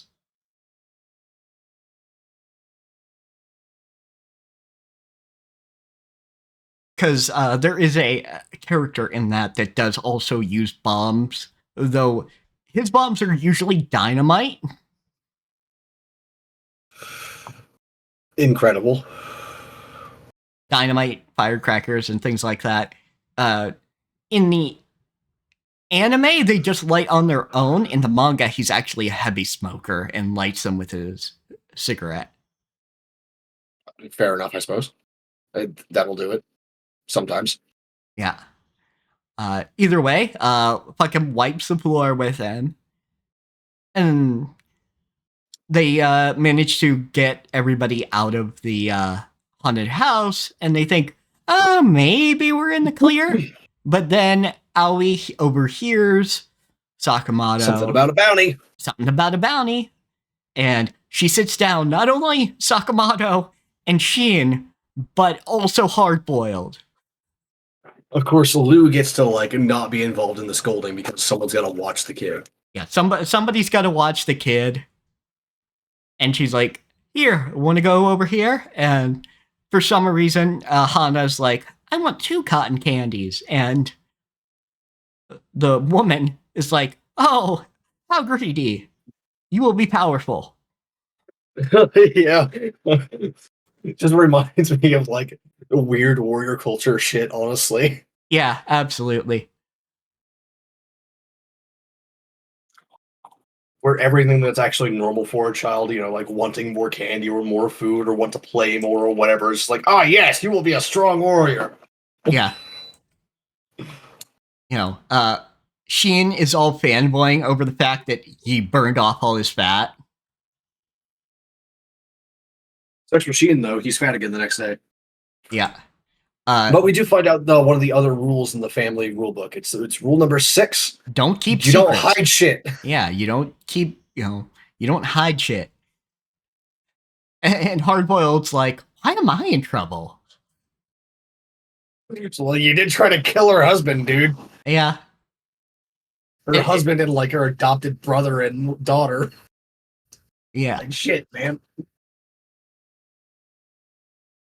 Or little sister, maybe? I don't know. Something like that. Yeah, and she's like, why the fuck didn't you tell me? I'd rather you tell me and get it handled rather than go around keeping it secret. But Hardboiled's like, yeah, he's trying to give you a good day at the amusement park without worrying about anything. And then she's like, who the fuck is you? And he says, I'm, Hardboiled the hitman. And he says, would you mind not killing my husband? And this woman, who has... Your wife's a hard ass. Yeah, who has no fighting ability, fucking gets this man to cower. And go, yeah, alright, I won't try and kill your husband.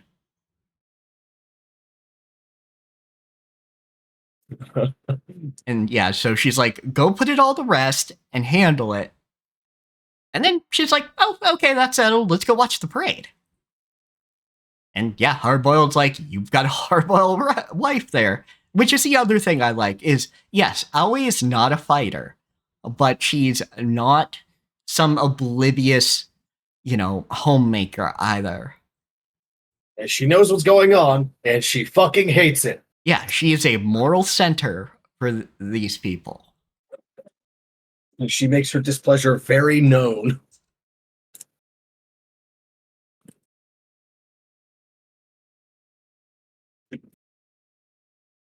Yeah, and like, she even like, the woman from the duo even goes, send my love to Lou.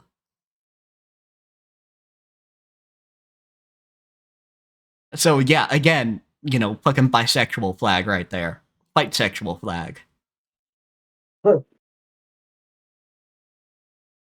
And yeah, Sakamoto's like, well, we don't necessarily have a lead, but I know somebody who might. And next day, fucking gained all that weight again. Which, goddamn. Like, that's not me saying, that's not me fat shaming. I'm impressed. I mean, he is shown to be eating, like, literally all the time when he's not fighting. It's true.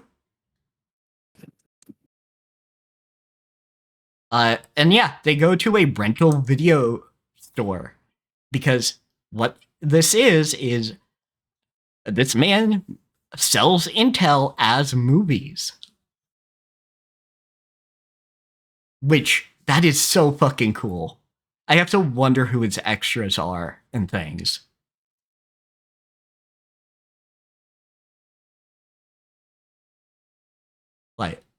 Like there has to be a whole underground of people he has film shit for him.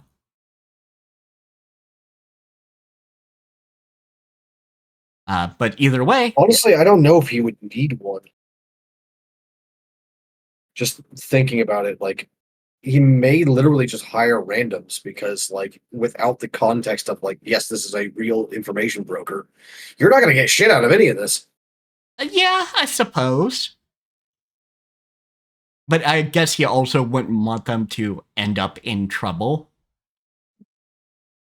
because they starred in a movie. So might as well choose people from the underground. Yeah, maybe. But yes, anyway, you go, you buy a movie, rent a movie, you go to the viewing room, you view the information, you pay the man his 756 yen in this case. Or 756,000 yen, I should say. Yeah, I was gonna say that's a little bit too low there. Yeah. You're missing a couple zeros. Yeah, I was missing 3 zeros there. And Shin's like, you have that kind of money? And he's like, I've got savings from my bachelor days. Which, yeah, I was killing dudes. The interest alone. And the information broker does warn somebody he used to work with might be involved. But he says, that movie's not ready yet. That's all I can tell you. And then we get introduced to 4 of the members of the Order. Well, we already knew Nagumo, but we have 3 others. Whose names I cannot remember. Wait, no, I remember one of them. It's Hyo. Yeah, Hyo, Osoragi, and Dude who doesn't like onions. Shishiba. Yeah, there we go. Okay. Because I'm watching the thing that's now. Dude who doesn't like onions. Yeah, because he's acting all cultured and like, oh, you guys are so violent. And then Well, I know the gag is probably exactly that, but I wonder if he's allergic to onions or something. Yeah. I think it would be more interesting if he had an actual reason to act like that rather than him just being like a fucking dickhead. Yeah. So the only one with actually any chill is Osoragi. As far as we know so far. As far as we've seen, we've not seen anything to make her that way. Granted, Nagumo has chill, but he's also a troll. Yeah, my bet is on one of the other members of the Order doing it, not the 4 that we've seen. Yeah, exactly. Because they say, hey, where's the other 4? And we find out what's going on to some degree. A bunch of JAA-connected assassins are getting fucking killed. 100. And Jin says that's a quarter of the active people right now.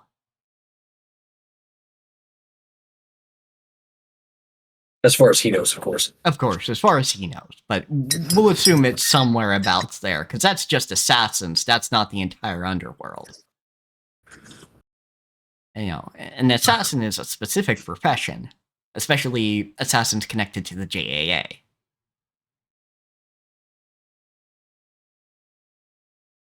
So, yeah, so they go to the Dodenkai, I think it's called. Yeah, Dodenkai headquarters because they want to get information. Yeah, let's see, Dondenkai. Yes, Dodenkai.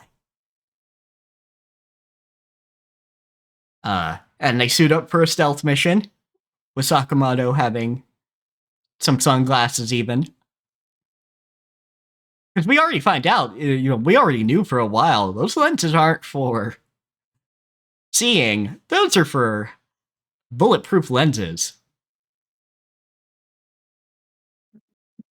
And they take out some dudes, get to the top where the leader should be, and already we're getting some bad vibes because Sheen is like, I can't sense anybody up here.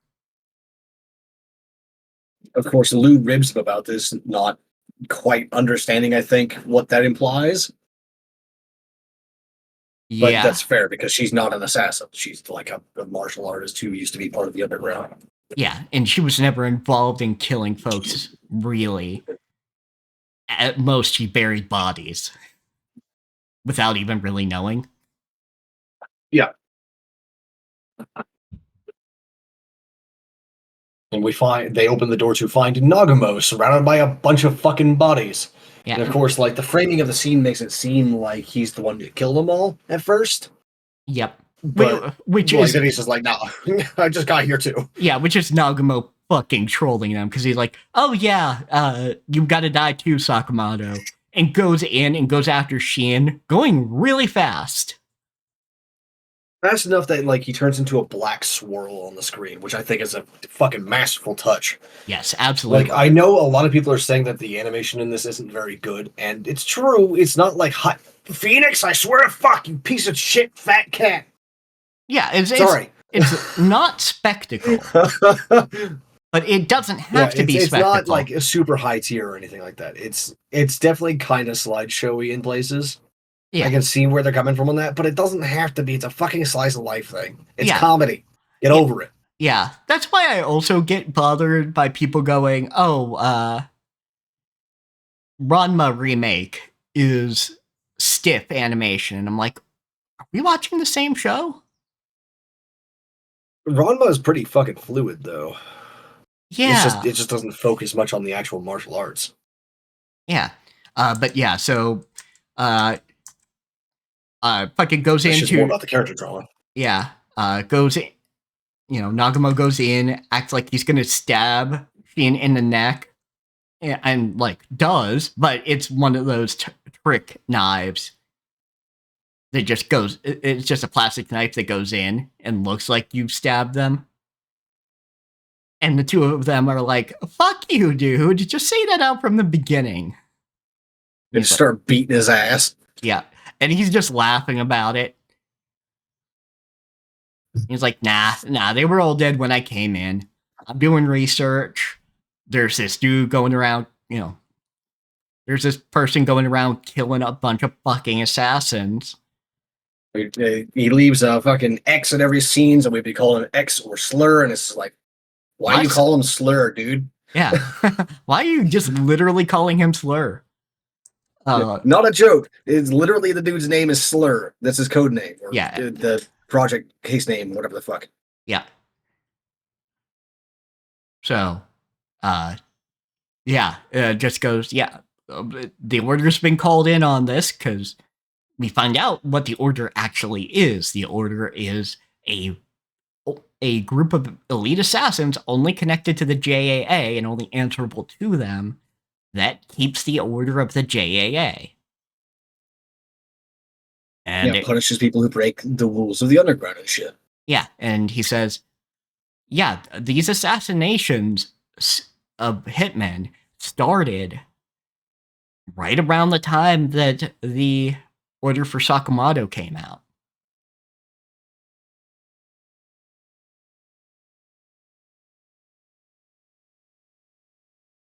He also Nagamo also goes, because I assume, off camera, Sakamoto told him about what happened with Hardboiled, and he's like, if Hardboiled gave you trouble, you're behind. You need to get better. And we do see, who this... We don't see his face, but we kind of get some indication of this X guy, because he has a how-to draw book, like a children's how-to draw book.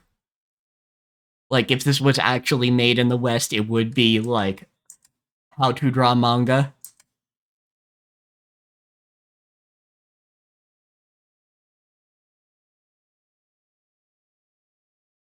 Yeah, so we get, like, at least some confirmation that it's probably not Nagamo. Like, he could disguise himself, but I don't think it's Nagamo. Yeah, like, this doesn't have, like, his cadence. Yeah, it doesn't have his vibe at all. And I do have Which is why I'm, like, completely dismissing that Nagamo actually is, like, the killer here. Yeah, no.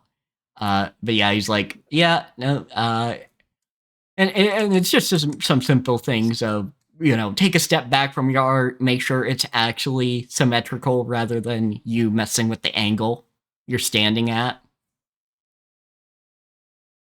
And then jump over to them at the store, and just an assassin just brazenly walks in yelling at Sakamoto with knife and gun in hand. And Lou tells Hana, here, press this button, and it lowers one of the gun vaults, and just conks him in the head. It's like, oh man. Aui's like, who knew it'd be so hard to get a bounty called off? Can't keep having these assassins running into the store, but at least bandage and band-aid sales are up. Because Hana goes out to these men and offers them a band-aid. And they're like, of course, doesn't even stick it on the actual injured part, just sort of slaps it on their head. Yeah, just slaps it on this guy with a buzzed cut's head. Like, yeah, they're not going to be mean to this girl, A, because they don't seem to actually be dickheads, and B, they just got beat. So they're like, thank you. Your dad's real strong. And then it's just... I do like Hannah. She doesn't have much of a personality yet, but she's also 3 years old. I don't expect her to. Yeah, exactly. She doesn't have much of a personality, but she's also, just able to take all this shit in stride. She's not also a sobbing mess.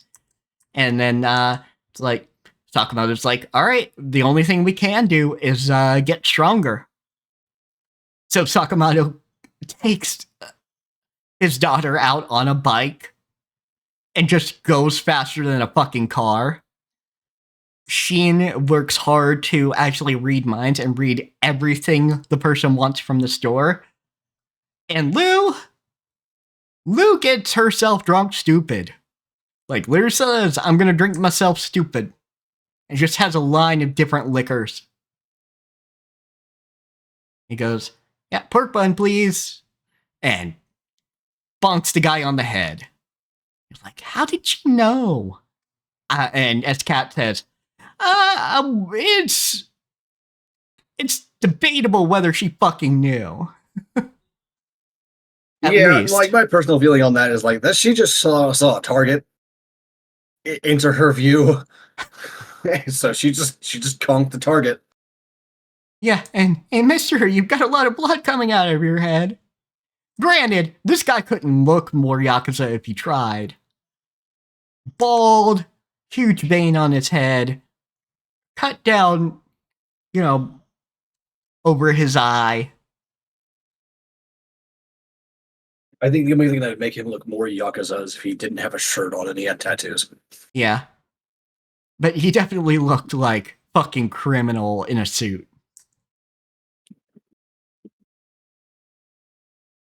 He also goes in with a hunched walk and hands in both pockets, which one of those hands definitely had a knife, as we see when he gets conked.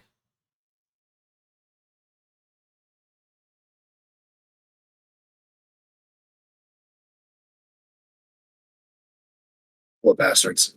They really just don't know what they're walking into on that. Yeah. So, yeah. I mean, deserved, but also damn. Yeah, also damn. So, yeah. So they're doing their own little training arc, which is fun. Or at least... I gotta wonder if, Sakamoto actually thinks that that'll be good in a fight, him doing the biking thing. I mean, I guess it's one of those things of, exercise yourself, I guess. You haven't been exercising yourself, specifically, you've been helping people out, sure, but, deliberately exercising himself, Yeah.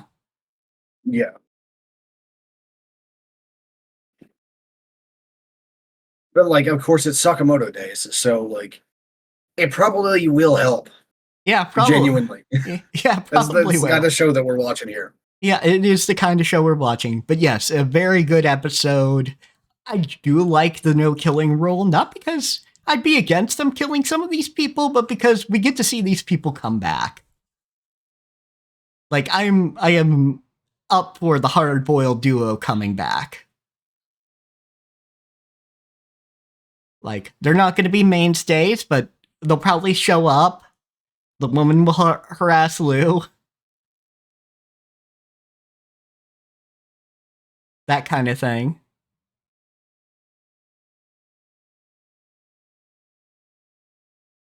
Yeah, so they're going to have to find out exactly who ordered the hit, whether that was actually this mysterious Mr. X or somebody else.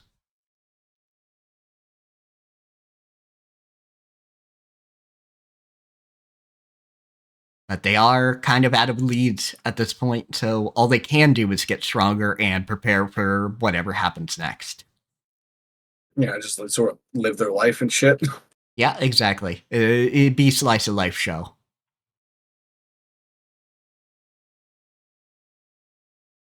We've yet to meet all the characters, so, you know, that are in the OP. So Don't look at me like that, cat. we do kind of have to see Perched them. on my desk, like staring around. Hey, buddy, you got a little fat this winter. You know that? Just a little bit. Not a lot, but a little bit. Yeah, because there's actually one guy that gets prominent, like, right after Lou gets shown that we have not seen yet. Just black hair, bandage over his nose, and like a guitar case or something. Yeah, that's. I'm pretty sure he's visible in the thing that I hear. He's got a bird beside him. Yeah. So we don't know. We know dick all about him, and he gets shown right after Lou. It feels like he could be part of the main gang. Maybe we'll see. Because then they cut it. They have the have Ali and Hana, and then they cut to the members of the Order, and also the person from the JAA that hires the people from the Order. Tells them, hey, you got to sort out this Mr. X shit.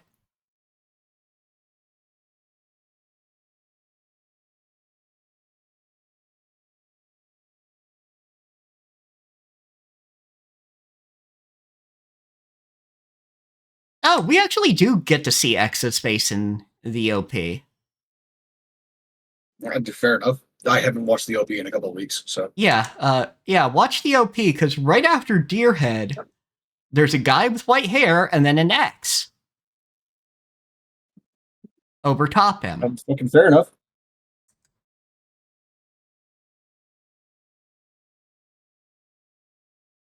Like, okay, yeah. I mean, you kind of have to go. Yeah, that's the fucking guy.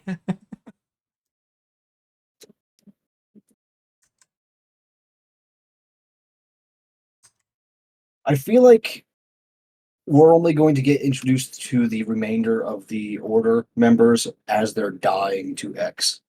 That would make some sense. But we'll have to see. I imagine, like, at least one of them other than Nagamo lives. Oh, I mean the out of the four that didn't attend the meeting. Yeah. That would make sense, yeah. I think we're going to see one more, because they do mention an old man, and it's probably the old man who's a sword master. So we might see him a little bit more. But the other three, oh, they are just they are red shirts.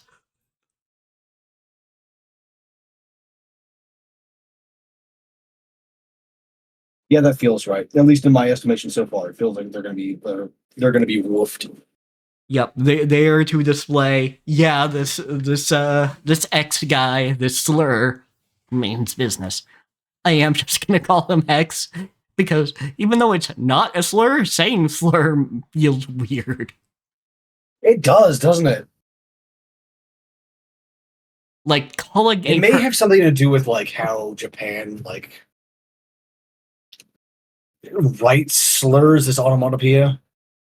Maybe? I don't know. I have no idea, but that would be my immediate that's my gut instinct guess, which is it's probably wrong, but Yeah, we'll have to see, but yeah, calling a person slur just doesn't feel right.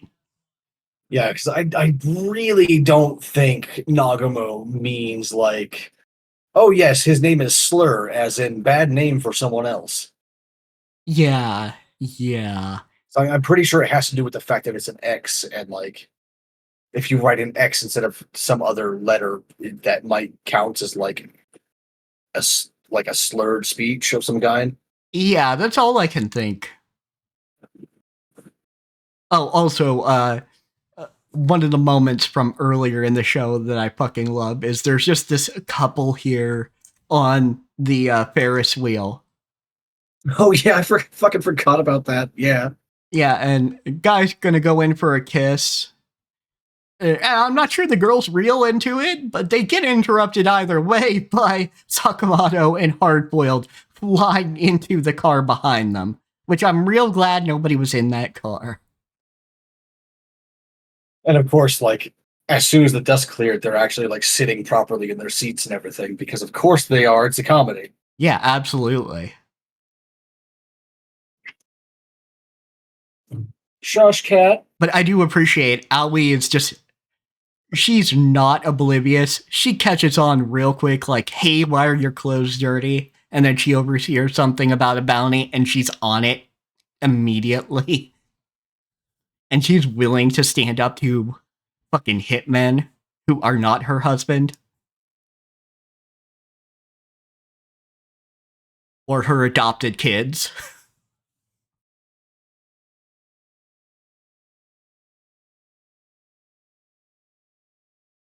Ember, why are you like this, my son? Also, props to the fucking worker going like, You gotta pay for damages after You- seeing that shit. yeah, like, I would not, like, you do not pay me enough to seek damages for whatever the fuck just happened. Yeah, there is no way. You want it done, boss? You go talk to the fucking scarred man in the beanie and tell him he's gotta pay. I'll be over here. I'll be over here looking for another job because you got stabbed.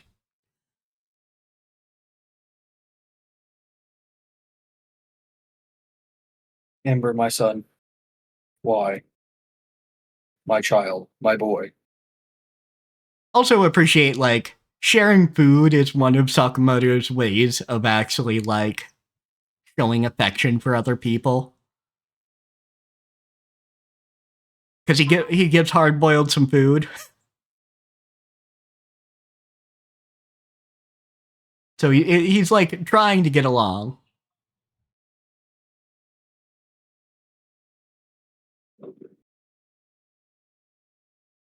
Oh, also, appreciate, because he's not wearing his glasses. It's not his glasses breaking. We just see him, Sakamoto, going real wide-eyed when he sees Aoi. Yeah. And she's got the fucking menacing purple aura.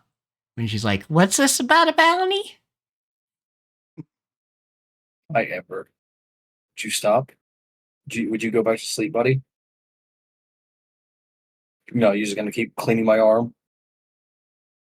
My arm doesn't need cleaning. I washed my entire arm earlier. Yeah, but it doesn't smell like him. It must smell like him for him to know it's clean.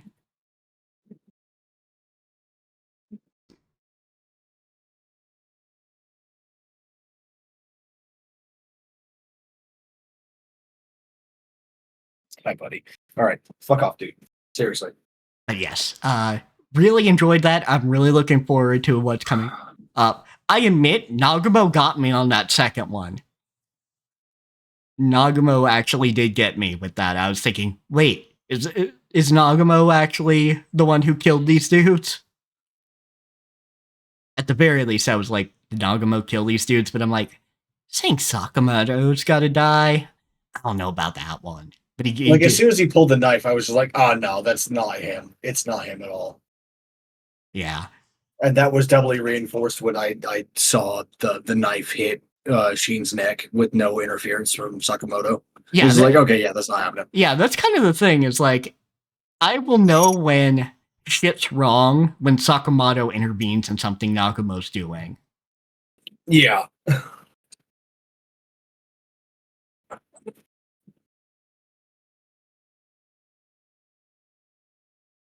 Like, if it weren't Nagamo specifically, I would have thought that was Sheen, like, reading someone's mind.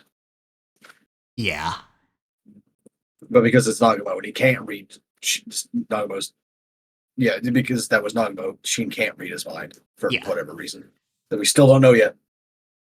Yeah, which is, it kind of seems like this man is just key at actually hiding his thoughts. Like, the poison guy managed it for a hot minute, but he couldn't help himself but think, wait, did I get caught?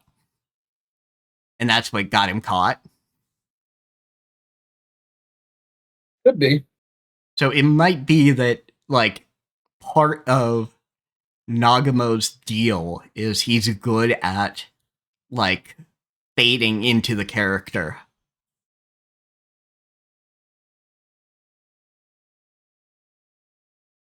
Because It's interesting though because Sheen yeah. can't even read his mind when he's trying. Yep.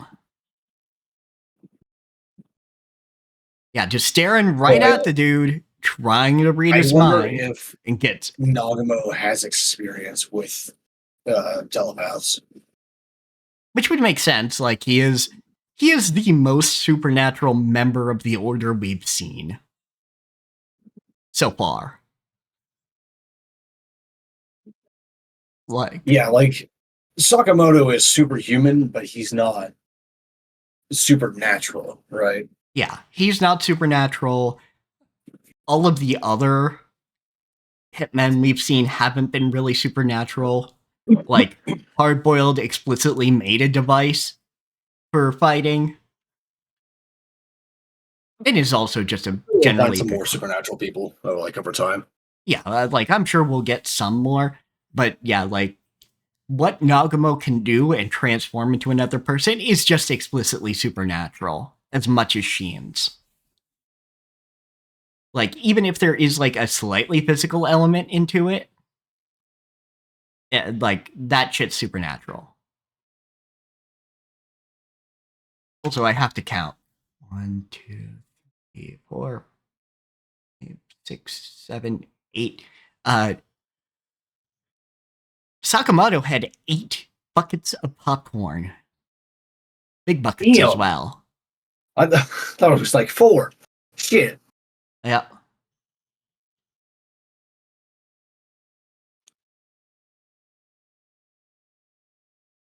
Did not pay enough attention to that, I guess.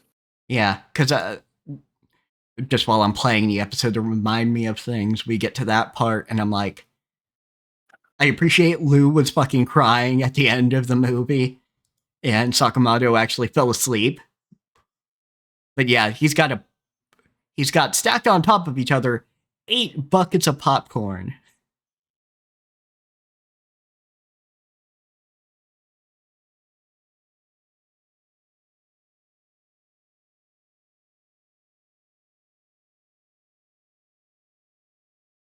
I don't really know if there's a lot of like interesting world building bits to go with. It's honestly just like humor and character interaction. Yeah, it's humor, character interaction. I do think, again, the video store Intel Broker was a great idea. Like, that's gonna be Yeah, fun. like that's all I've really got in the world building end, for like Yeah, everything so far. It's just that. Yeah, that and knowing that the Order is enforcers for the JAA. Now we understand what Sakamoto was doing towards the end of his career. Yeah. I can't even say that the Intel Broker as a movie thing is exactly unique either. I vaguely recall something similar in Bloodlines. Kind of. You would think that I would remember this shit having played through the game like a dozen times, but But yeah, not. that was a part of. I know exactly what fucking like video store it is, where to go, how to get there, etc. Like who's in there. I just don't remember any details about it aside from that. It is the Tamise. storyline, or Gemsy, depending on how you pronounce it, because you can pronounce it many a different way. But the fucking flesh molders, and somebody finds the fucking snuff tape that they just had.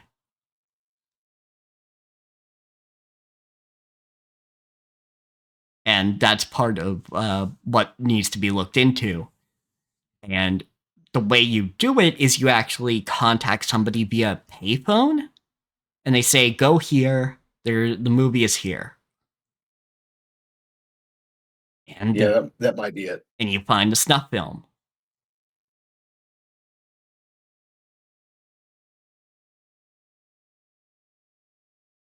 Because I mean, first off, there's fucking a movie of these creatures that we know, that people in the know would know. Yeah, these are flesh warpers. Minions being out in the open and just fucking massacring some mortals. Man, why does everything involving White Wolf just suck so fucking bad? Yeah. Production wise, I mean, like, the actual game, like, lore is cool, at least it was up until a point. Yeah. But, like, anything and everything involving White Wolf production wise is just like a complete shit show. Yeah, absolutely. Like, everything production wise, like the writers have some good ideas. Like, even now they have some good ideas. The Quajin are not canon, fuck you. Yeah. Sorry. I know Mal agrees with me on that, and I know it, like, most of the people who would be listening to this also agree with me on that. But damn it, the Quajin do not actually exist. Fuck you, they're an urban legend. Yeah. And I do like that that's what they do in Hunter the Parenting. Yeah. But yeah, like, and that's the kind of the difference between, like, fans of other TTRPG and White Wolf fans. White Wolf fans will immediately acknowledge, yeah, the Quajin were fucked. Yeah, we're not gonna. Yeah, it's like shockingly rare for someone who plays D&D to be like, yeah, Oriental Adventure is kind of not great. Yeah, it is. Please. Yeah, it's very obvious that it's not great. Just please. Yeah, just that. accept that it's not great. But no, they have to get all up in arms the minute anyone says, "Hey, that's kind of not great. Maybe don't do that again, and maybe apologize, depending."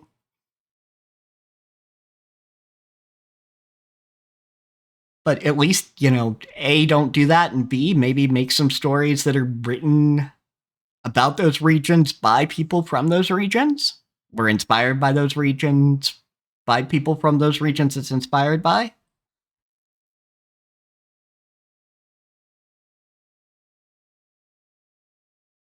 I still, like, genuinely just want supernatural but less Christian. Yeah, that's also fair. It's all I want out of life, but no one seems to want to fucking do it. We might be closer now that Supernatural has existed. Yeah, but Supernatural's been over for so long, and it still hasn't happened yet. Yeah. Like, not only has it been over for that long, but it also started so long ago. Yeah, that is also fair. So when did this shit start? Hold on a second. This is like 2008, 2005, and there we go. Yeah, also Nagamo has weird tattoos on his fingers. Because it looks like it says 201%.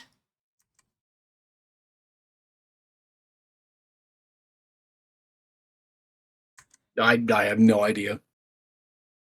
But it's an O with a vertical line through it.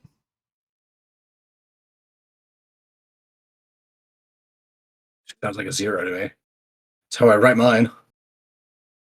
Vertical, not horizontal. Or not diagonal. Like, entirely up and down.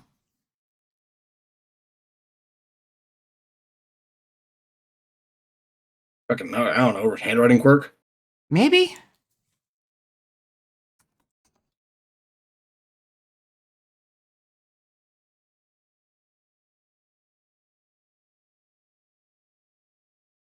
But anyhow, uh, for people wondering what I mean, like that I want supernatural but less Christian, is literally what I said there.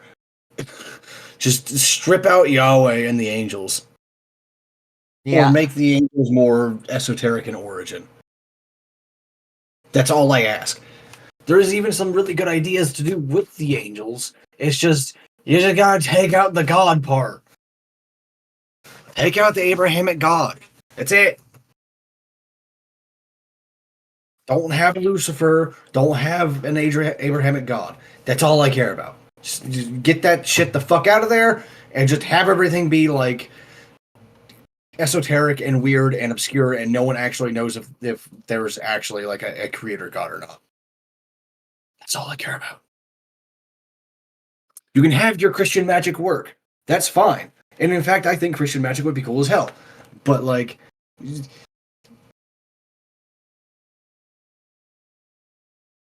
know, just don't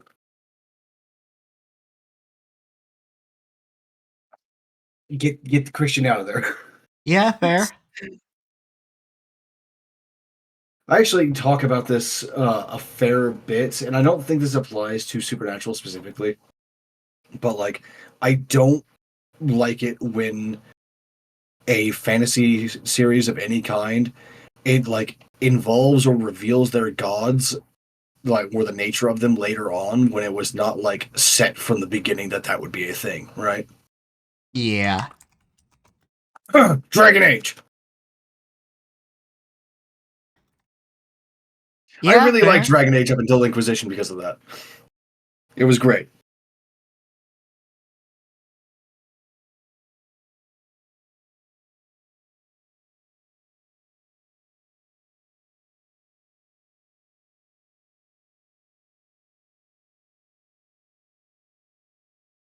I also I think what made it interesting to me in Supernatural that the pagan gods were around and everything for that was that there was also an episode based on tulpa, which are a Tibetan thing, I believe it is.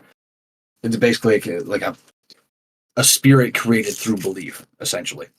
But that's anyone who knows my writing knows that I'd obviously be interested in that, but not that's not the part that actually got me there. It's more that like the ambiguity of whether or not all creatures were tulpa or not.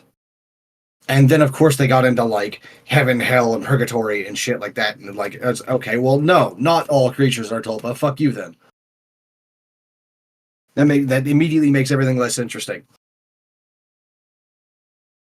I did think the depiction of leviathans were cool, and I do really like the angels and the demons of Supernatural as well. Like hell, I based the celestial host off of the angels of Supernatural. I do like them a lot. You just gotta get the god out of there. Yeah, fair. Like on like for one thing, it's like still a living people's fucking religion, right? Like you got to be very careful with that kind of thing. For first off, it's secondly, a whole hell of a lot of people have a huge grudge and a reasonable one against Christianity. Okay, Maybe just so to get it out of there. so circle with a line through the center can be like phi or phi, Oh, okay. which is yeah, a golden ratio conjugate in mathematics. It can be one of those things. So makes sense. Fucking fair Golden enough. ratio tattoo on its neck. Gotcha. I wonder if that has something to do with his supernatural abilities, though. I don't know. I didn't Because there's actually. something in my brain about like mimicking other things with the golden ratio, Yeah. like distilling something down to its mathematical essence and then applying it to yourself, kind of deal. Yeah. Because nobody else in the order seems to have a tattoo like that. Yeah, no one else in the order has tattoos, actually, that are visible.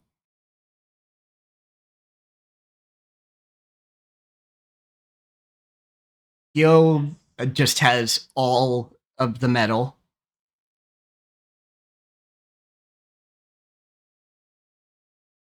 Uh, Shishiba just has the like burn scar or something on his chin. Well, Saragi doesn't have anything other than her unique sense of style.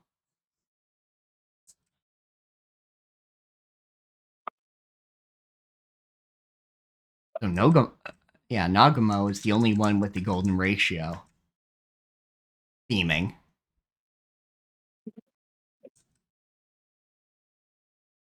Well, it's good that each of them are unique at least. Yeah, absolutely. It's just, yeah, that's definitely not the order thing.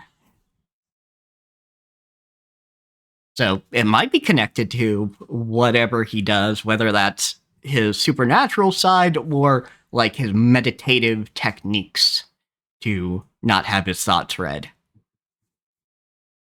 Which I mean which are potentially one and the same. Yeah, which could be one and the same, could be, learned one so he could learn the other. Some shit. We'll figure it out eventually, I'm sure. Yeah. Maybe not this season, but we will figure it out eventually. Yeah, I'm super interested. I hope people catch on to this anime and really like it so we get as many seasons as there are manga. I want to have it overstay its welcome, but I do want as much anime as there is manga. Yeah, I mean, fucking we'll see, I guess. Dandadan will almost certainly continue. Oh yeah, Dandadan is one of those that the people are definitely going to be clamoring for more. Yeah, especially because the animation does elevate it in a way that not all anime does. Because Dandadan's already good and has good story and character art, but this adds an element to it. Like it adds motion. Yeah, it's definitely like the animation and the musical choice. Yeah, for sure. Yeah, the animation, the music, the sound design, all of it really does lend well to what they're trying to do. So I think the shift in medium is actually super worthwhile rather than just an advertisement for the manga.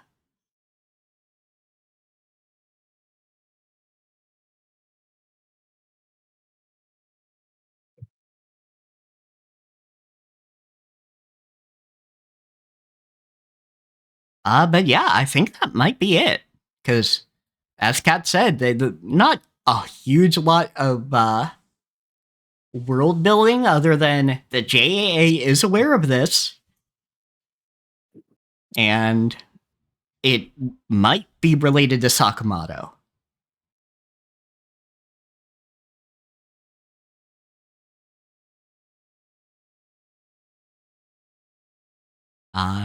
Any final thoughts from you? Not about Sakamoto. They got plenty of shit to ramble about. Fair enough. Then that is it for the anime stuff. Ramble away. You've caught me at like a blank moment in my thoughts. Okay then. Well then, we'll. I think we'll call it here. Give me like 10 seconds. Hold on. Okay. I gotta reboot. Okay. It's one of those things. What was I thinking about like right before you asked me for final thoughts? Damn it. Yeah, because it's like the minute someone asks you anything, like they ask, "Oh, hey, what's your favorite food?" I have not eaten a single thing in my life.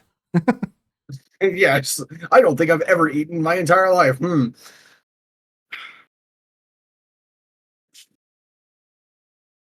I'm trying to like follow the train of thought back, but it just frays and turns into nothing at a certain point. Yeah. Gods. Why the fuck is my brain like this? This sucks. Yeah, there's some super good art in Dandadan. I got it. Yep. Okay. This is vaguely relevant to a currently airing anime. And by vaguely relevant, I mean it's relevant to the manhwa and its sequel. But I think I've actually told you about this already. But there is a sequel to Solo Leveling, and yes. it's currently ongoing. And I hate it. Unfortunate. Yeah, I wasn't really thrilled with the premise, so I'm not entirely shocked, but it is sad. yeah. That's pretty much where I was too. Like, it essentially just like has another Sung Jin Woo, and his personality is not that much different, just a little bit more reckless. It's like Yeah. it's not an interesting place to be in the brain meets, and like he's not like even interesting at all. Yeah, that's unfortunate.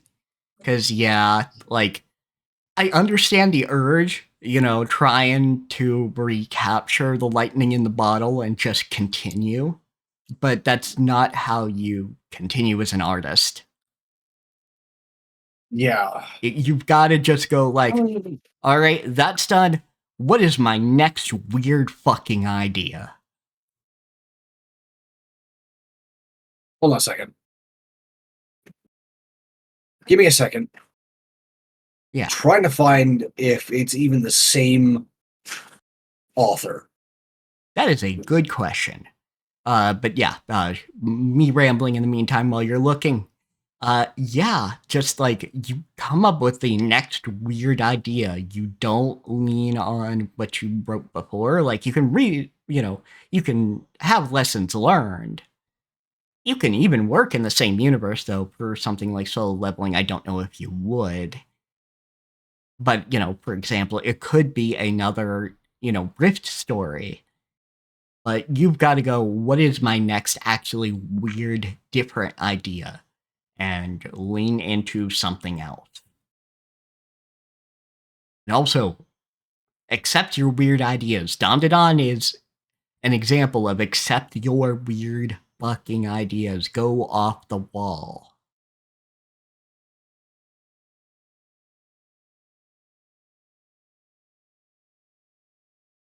Just be bizarre, be weird, lead into your It's esoteric not. knowledge.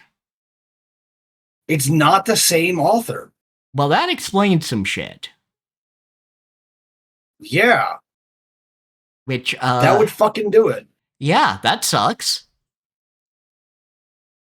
I wonder if it's like was commissioned by a Red Eye Studio, which is the studio that has the publishing rights. Yeah, it's probably a publishing rights thing, which I mean, holla holla get dollar, but it sucks. Yeah, God, uh, no fucking wonder. Yeah, So it felt off from like the first fucking chapter that I read. Just started feeling wrong, yeah. which So, is not how you want to feel when you're something like you're following out something like with fucking solo leveling. which, yeah, folks, capitalism is not actually good for art. Whoever says it is either stupid or lying. Yup. Because, yeah, they go, oh, but you've got to fund the art somehow. And yeah, because capitalism exists. If you didn't The have, only reason you need to fund the art is because capitalism already exists. yeah, Ah! if you didn't need to fund capitalism, you could make it at a much more moderate pace. Like, do you think that I would ever charge for anything or even accept money for anything if like I just had my shit paid for already? Absolutely not. Yeah, I don't give a shit. yeah, absolutely. Like, it's Money one, buys happiness up until a certain comfort level. Then after that, that's it. yeah, That's all you get. yeah, absolutely. And the thing is, people want to do work that feels meaningful to them in one way, shape, or form. Whether that's getting the art out of your head or helping your community or just helping people in general. People Or even don't, just like fucking exercising or something, anything. yeah, but Literally just doing something. yeah, but people do People are not want to do, lazy. Laziness is not real. Fuck yeah, you. laziness is not real. People don't want to do bullshit jobs to make a number in some fuckhead's bank account go up. That's already a bloated bank account, I'll add. Yeah, like I think people greatly misunderstand the phrase people work because they need to. Yeah, people work for bullshit jobs because they need money to live.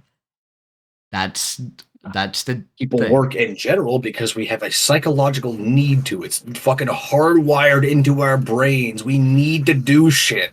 Yeah, we need to be helpful to our community. We need to create something. We need to do something.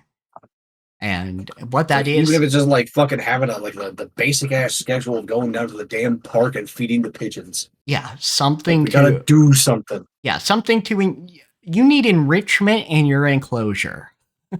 Yes, exactly. We are still animals.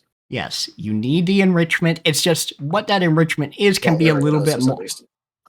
you know, that can be a little bit more complicated than, you know, stuffing meat inside of a pumpkin and rolling it around. But, you still need some.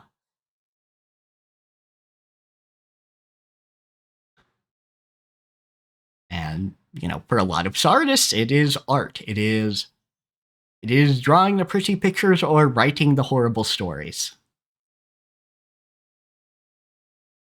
Or drawing the horrible thing and writing the pretty stories. Some shit at least. It's like the way that I describe it, at least for me, I cannot speak to any other artist other than myself. But like for me, I need to create shit like most people need to breathe. If I don't like make something, write something, or paint or draw or something, it feels like I'm choking. Like it feels like I'm drowning and I can't breathe and I have to claw my throat to let it out. And that's where I'm at right now. And it sucks. Yeah.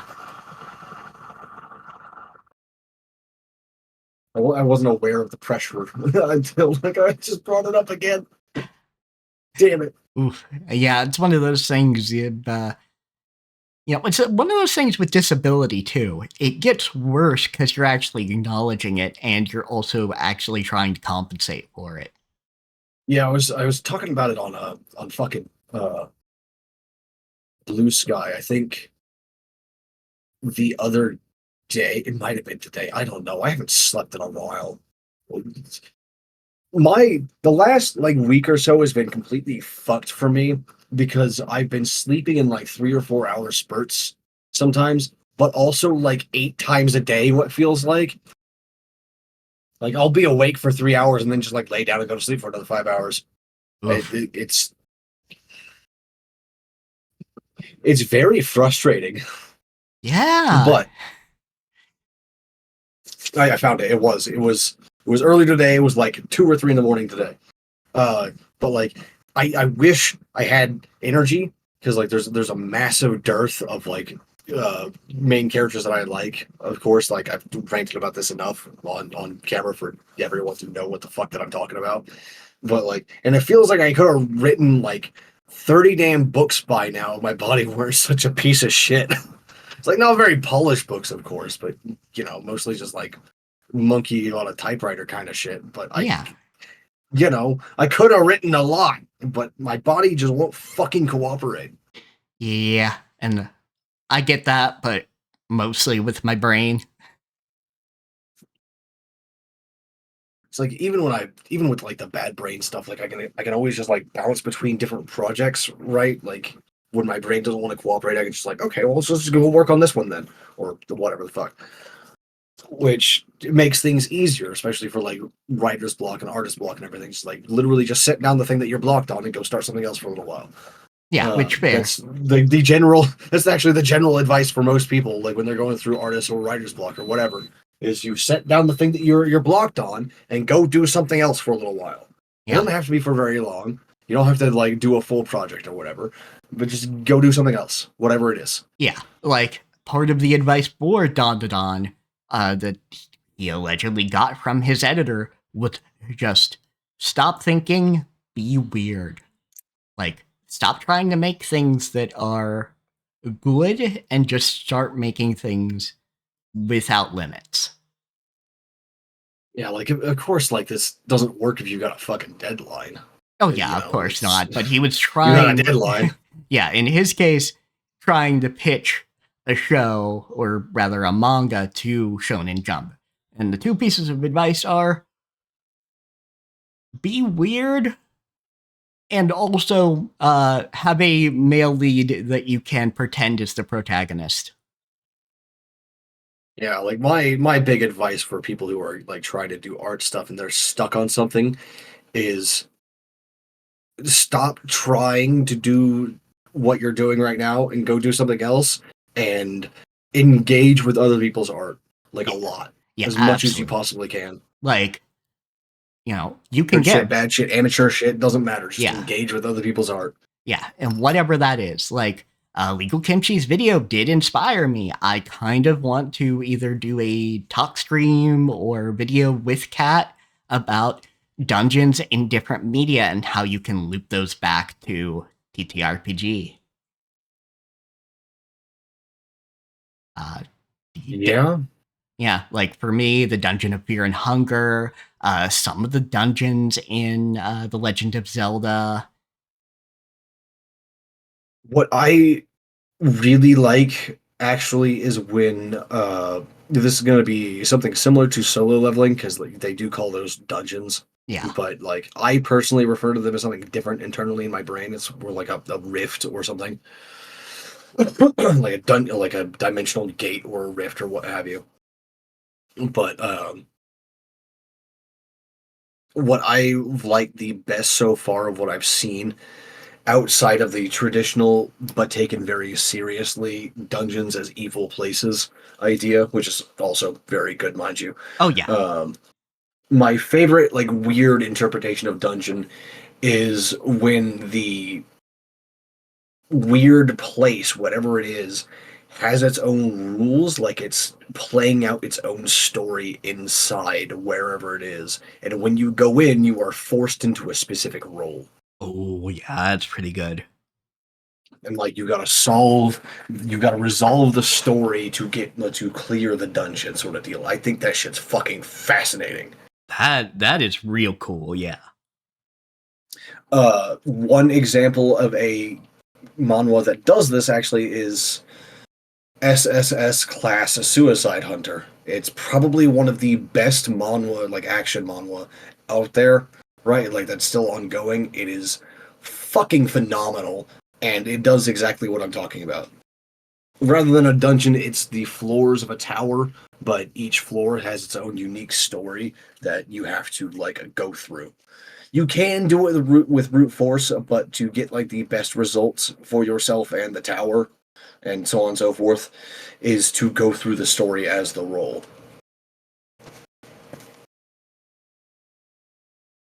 Which I think it's just absolutely fucking fascinating. Like if it takes an incredibly skilled hand to do it, but I think that when done properly, it's one of the most compelling things I've seen in a very long time. Yeah, absolutely. I've seen it in a few other places as well, but those other places don't have the variety that Suicide Hunter does. Yeah, also another weird media thing you can lean into, dot hack. Dot hack is fucking weird. Gods. It is real fucking weird. And that is a good thing, mostly. Also classic as fuck. I need to rewatch all that. Yeah, same. But yeah, dot hack does some really interesting weird shit. I love the way you get dungeons in that, or you get like environments with the keywords. You guys might know about Hidden Forbidden Holy Ground. And that's because the words Hidden Forbidden Holy Ground are 3 words that in combination give us that weird fucking glitched church.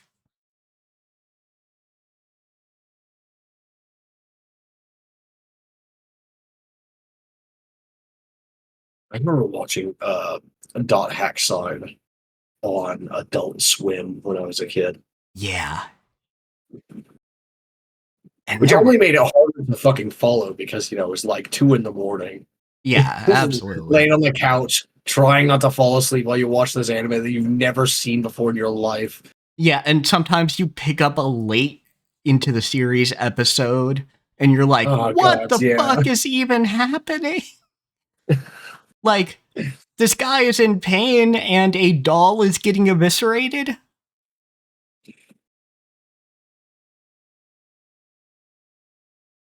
But yeah, like, What's the ones that I've got fucking involved in there from that? I think it was Bleach, Trigun, Hellsing, Dot Hackside, Inuyasha, and Yu Yu Hakusho.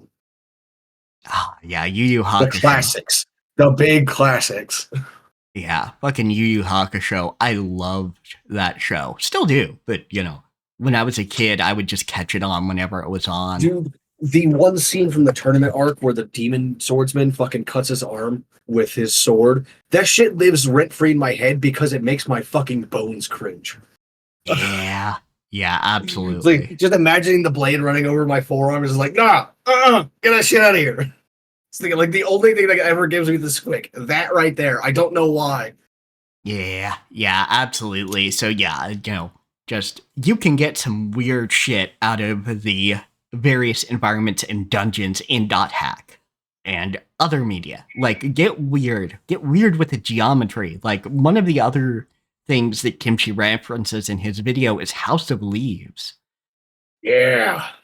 Which I need to fucking read House of Leaves. My housemate is reading it, so I need to get a copy of the book too.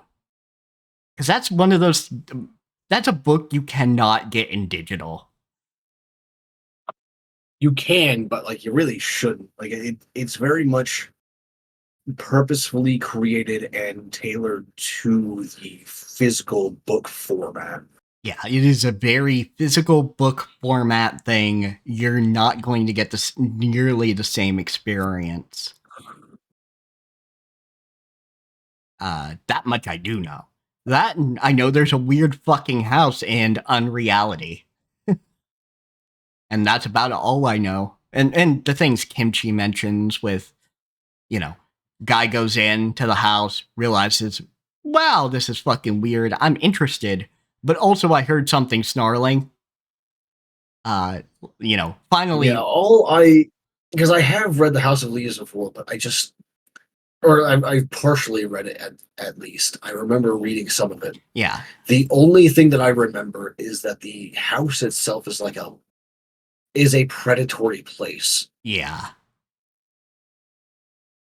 That's all I got though. Yeah, and it's like the predatory place in that, like, you feel that, and it inspired a lot of things after it. That should come out 2000. Okay. Yeah, so it's not like, there are other predatory places, like Lovecraft had a lot of predatory places. But also fuck him. Yeah. But, there were predatory places before, but this is like, the back rooms exist because House of Leaves exists. Yeah. I wish I could remember the name. I've talked about it on stream before, but there's a web novel that I was following, and I still am, but it just hasn't been updated in a while because the person is like super busy with life.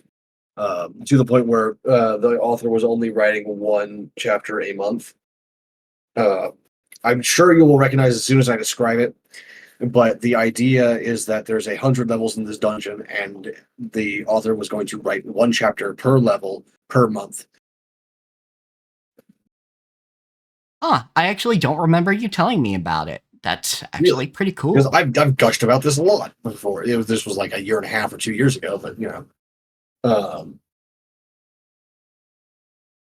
the dungeon itself is it's literally like sapient, and it has an agreement with like all of the dungeon delvers that it will behave a certain way up to a certain point as you progress in the dungeon.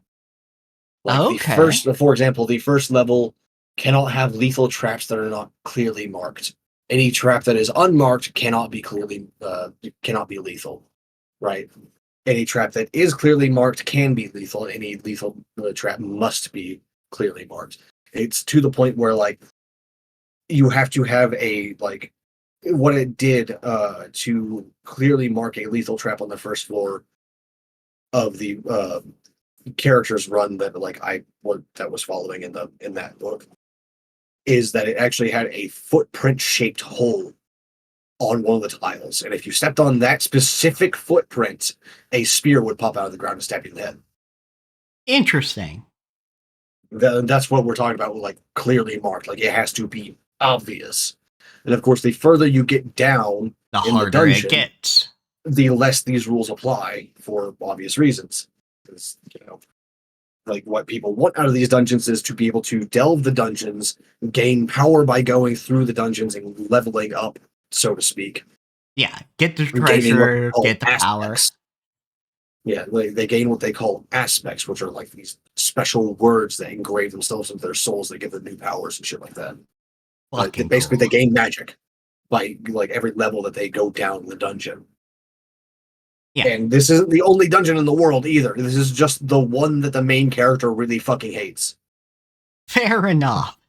As in, I don't know. I don't oh, remember why, but like the main character absolutely fucking loathes this one specific dungeon to the point that he goes in at level 1, not even going through practice dungeons. He's just like, nah, fuck that. I'm gonna destroy this specific dungeon. Fuck it.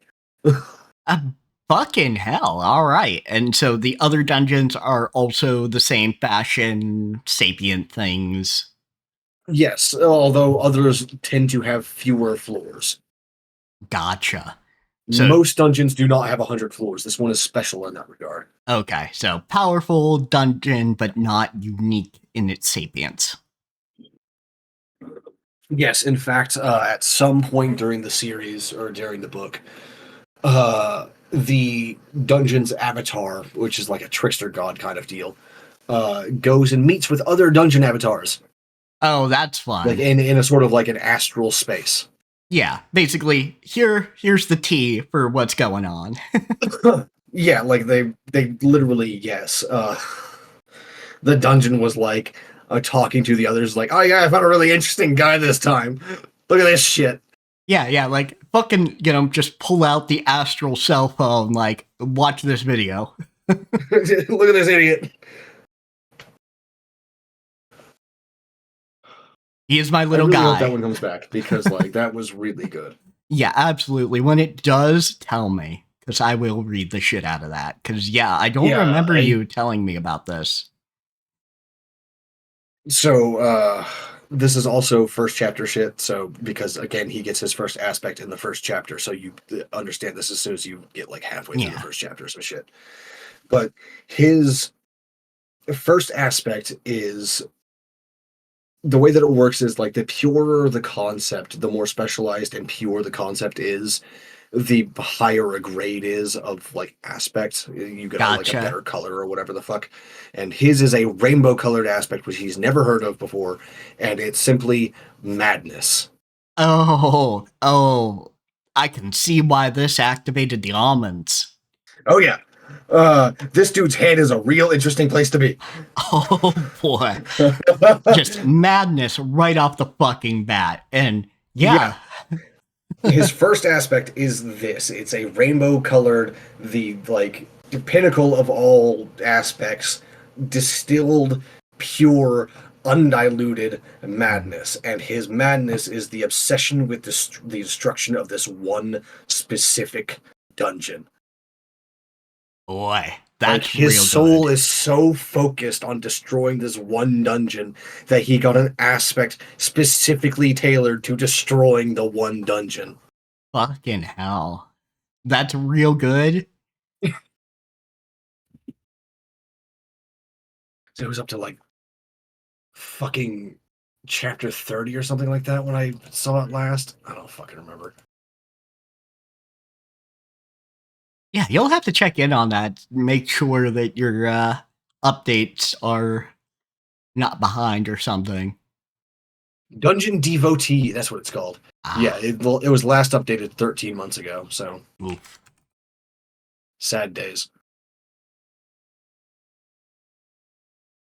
Let me see if there's a. Nope. There is no update in the description or anything like that. Now let me see. Yes, his name is, and you'll get a kick out of this. The main character's name is Edmund Montgomery Ahab. This dungeon is his white whale. Oh.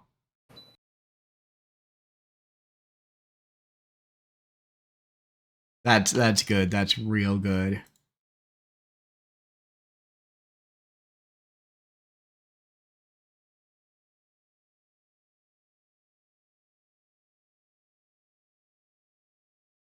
Yeah, that's real good. Let me see here.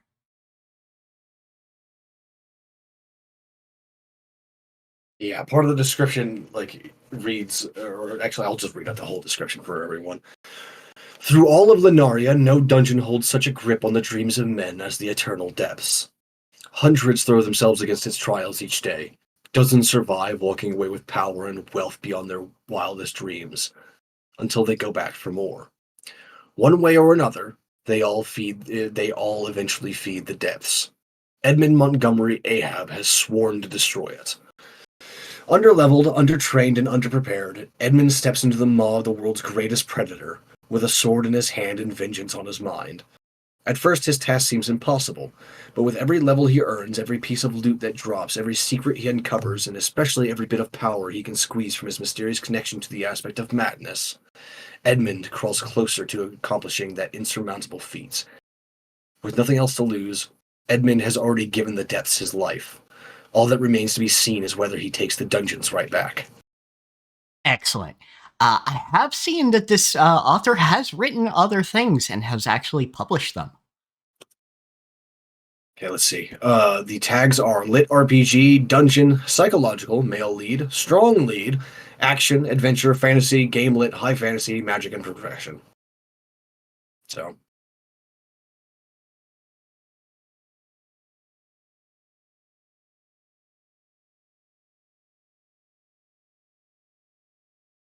Yeah, this author does have another book called This Quest is Bullshit.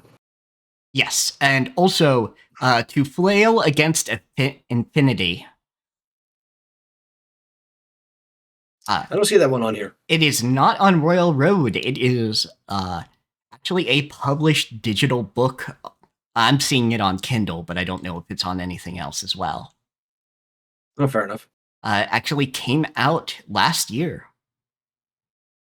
That may be why there were no updates to this world, like as long as it's been.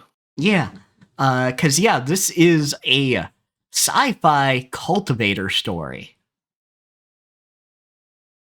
Growing up mortal, I only knew a few things about cultivators. They like their hierarchies, they hate disrespect, and if you leave one out in deep space long enough, they'll go homicidally insane. Excellent. It turns out there's a reason for that. Away from all the gravity wells and biospheres that generate natural energy, things get just quiet enough to notice the infinite ocean of ki, entirely incompatible with our own. No, I've seen it. Only difference is, I didn't go mad. I wasn't a cultivator. Technically, I wasn't even alive. But now I can see it. I can touch it. I can cultivate it. Yeah, all right.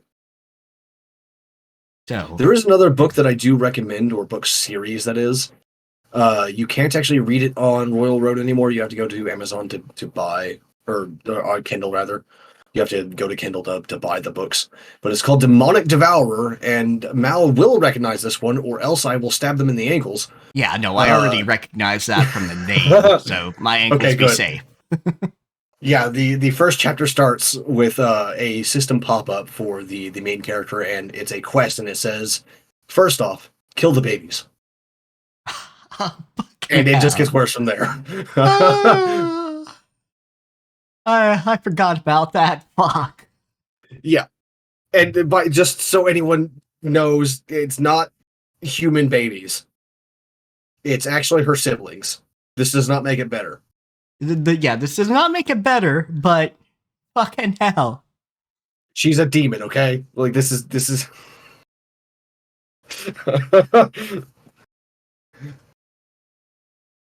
She's not eating actual human babies. She's eating other demons. That's what she does. It's also gay as fuck, by the way. Excellent.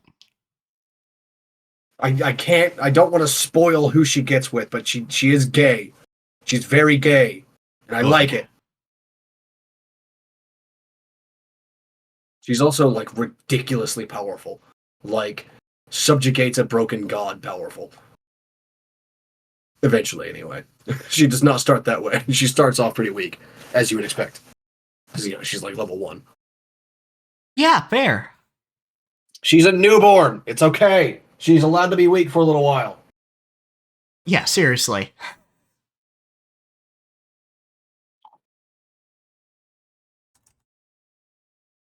I think Demonic Devourer has like permanently altered my brain function. Yeah, fair. That sounds like one of those series that will. There's another one that I'm thinking of that also has permanently altered my brain function, but it's no longer on Royal Road at all. Sadly, I also told you about this one, but it was a Pain Mage thing. Oh yeah, I remember Pain Mage. Yeah, the author was writing it from like their own like personal tragedies and shit, like using it as an inspiration. So it's like I understand why it's not there, and they stopped, but damn, I wish they didn't. It was good. Oh, like it was real good. So there is a video from a doc off call. Doctor reacts to Sakamoto Day's fight injuries.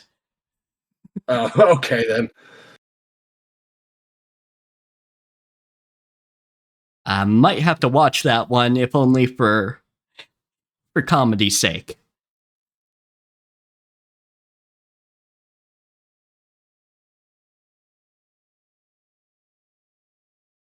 But yeah, like there is some good weird fiction out there. Enjoy weird fiction. Yeah. Let's see. There's actually the one that I found during this recent binge is called Hedge Knight. That's literally just the title. It doesn't entirely 100% follow the eponymous Hedge Knight, but his head is still a relatively interesting place to be. Excellent. But he's also just like a genuinely good person. But he's kind of weak, is the problem. He's excessively skilled, but he has a disability that prevents him from like using magic, essentially. So he's hard capped, essentially, the same way that people get hard capped in like in Well of Souls without magic. Like he can get better, he can always get more skill, but there's a limit to how much he can do without some kind of magic to back him up. But it's just really good.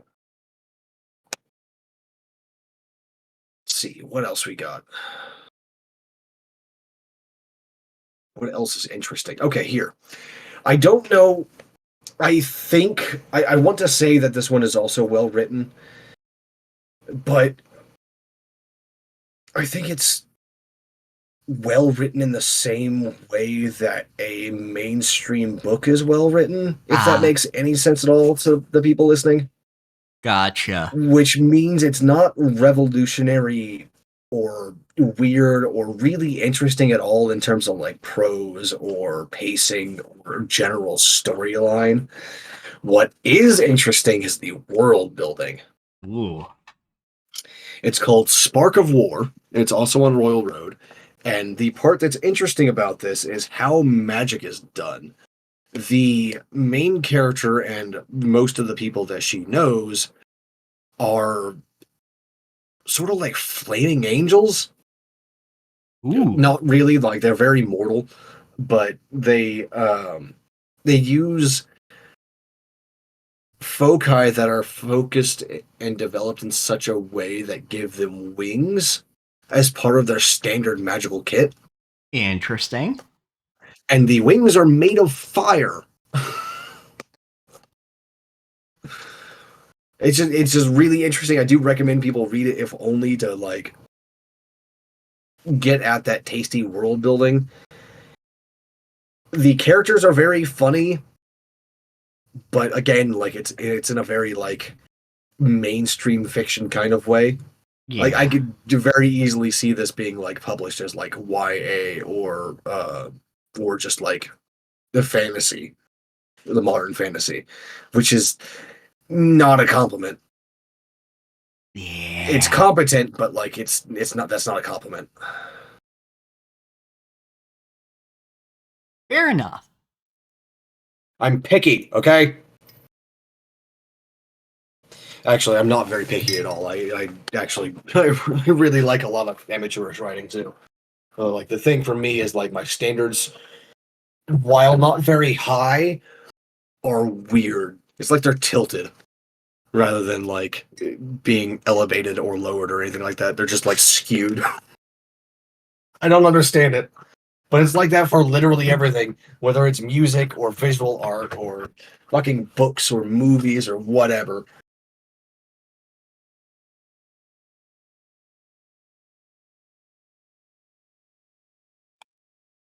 I have so many more books just like up in my tabs to be poked.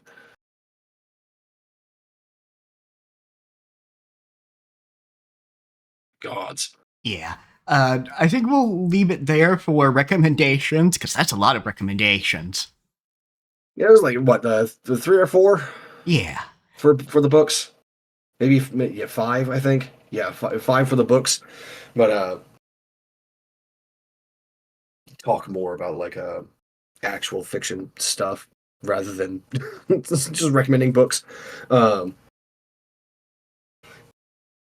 I have my brain has been getting pulled in like four different directions for like writing lately, and I think it's probably partially because I like my screen is so fucking small and like yes I can write like this like I for those of you who don't know what my screen resolution is without my fucking video card, it's 800 by 600, Yeah. Try setting your resolution to that.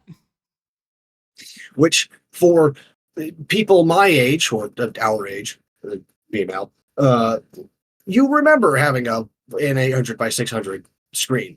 Wasn't that bad back then, right? Problem, all of the fucking All modern apps, websites and browsers, UI. all of the UIs, everything. It's all built for like 1080p and shit now. So my fucking monitor is so cramped. Like Exceedingly it's so. awful.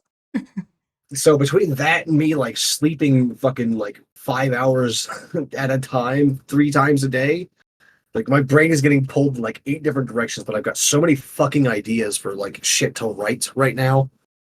I really want to. But one of them, I think I talked about it on stream with Mal before, but I definitely talked about it a lot with Mal. Your handles are so fucking similar. Yeah, it really is. I need to ask him if like you'd rather I call him Mouse instead or something. Like I Yeah, because malleable is kind of a mouthful. oh God. Anyway, the one that I talked with I know I talked with you off stream, but I don't know if I did it on stream. This is the one with how do I say this? It's an isekai, but the perspective character is not the isekai character. I don't remember if you talked about that on stream or not. Yeah. But the details of the world building are like there's the classic Northern Duke archetype from like romance fantasy, but it's set in the southern hemisphere, so the Northern Duke is actually like quite tan from being near the equator, near a jungle in the equator, actually. And so is the rest of her family. In fact, you actually helped me like figure out the appearance of the family, which they're tall, quite tall, in fact. Uh, dark skinned with dark hair, usually wavy, sometimes straight, but usually wavy, and reddish eyes. Excellent. And they fucking hold the line up there at the northern part of the continent to keep a literal hell portal at bay. This northern duke who is actually the Lord Marshal of the house, as in like This is the person that is the actual like general of like the troops. That's what they used to call them, by the way, is marshals. That's what that word means. It's the person that commands the armies in place of a lord. Anyway, this giant bitch ate part of a fucking lich's phylactery when she was a little baby. Oh, yeah. Because her himbo uncle set her down at his desk for a minute while he did something else, something important. And she just like swallowed this fucking chunk of a lich's phylactery that he was using as a paperweight because he's a dumbass, pure of heart, dumb of ass, that kind of thing. Yeah. And they didn't notice for like 3 days until like Yeah. she started doing weird magic shit as a little baby. Yeah, weird magic shit, things, start happening with her, and I think you had some deviations to her appearance because of it. Not normally, but whenever she uses a large amount of her magic, her veins turn purple. Yeah, that's right. It's the same color as the Lich's magic. Now, the other bits of the world building were that all magic, including martial arts that use magic, such as like paladins and folk like them, is split between spirit arts and demonic arts. And the spiritual arts are the stuff that's native to this world, and the demonic arts is the stuff that uses the energy pouring out of the literal hell portal hanging over the ocean in between the continents. Yeah. Because she swallowed a lich's phylactery, she is stuck in using demonic arts. She cannot learn spiritual arts. They sort of repel each other. Gotcha. In terms of like, it's the same sort of deal as like holy water burning a demon in like our myth in real life. Like the spiritual arts do fuck with the demons. The demons stuff does fuck with the spirit arts. They sort of clash and fuck with each other. So because she has that in her already, she's just sort of locked into it. So she's like very much a Death Knight, but not because she wanted to be.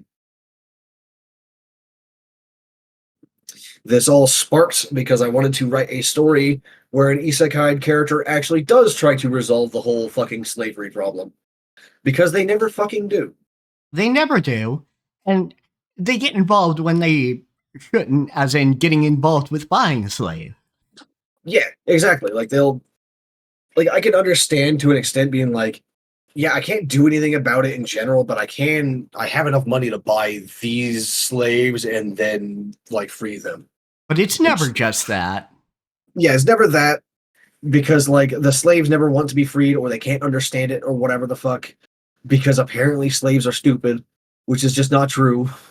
They know the concept of freedom. They may not know what to do with it, but they know what it is.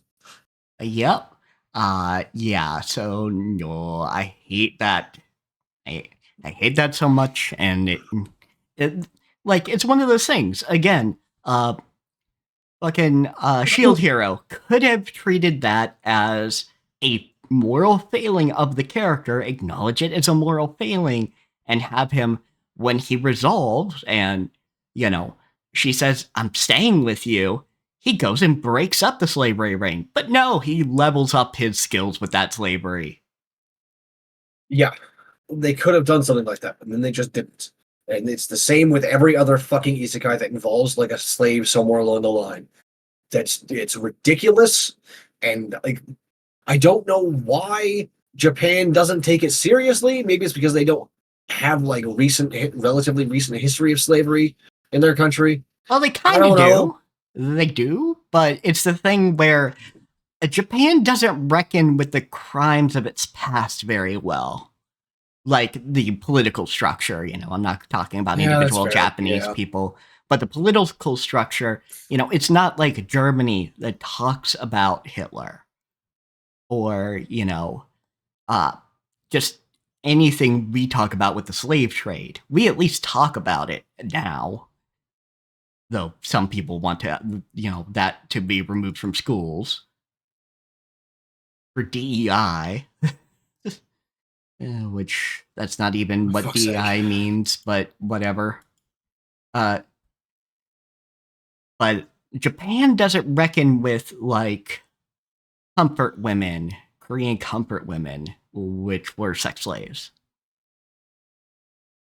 Yeah, And that is as relatively recent as the American slave trade. that's true. Up until a little bit ago, there were probably still like living memory of that. It's Yeah. sort of weird knowing now that like there isn't really living memory of that anymore. Like there was when I was a kid, not so much anymore. Yeah, and it's one of those things where like Holocaust survivors are urging people while there's still people to remember it.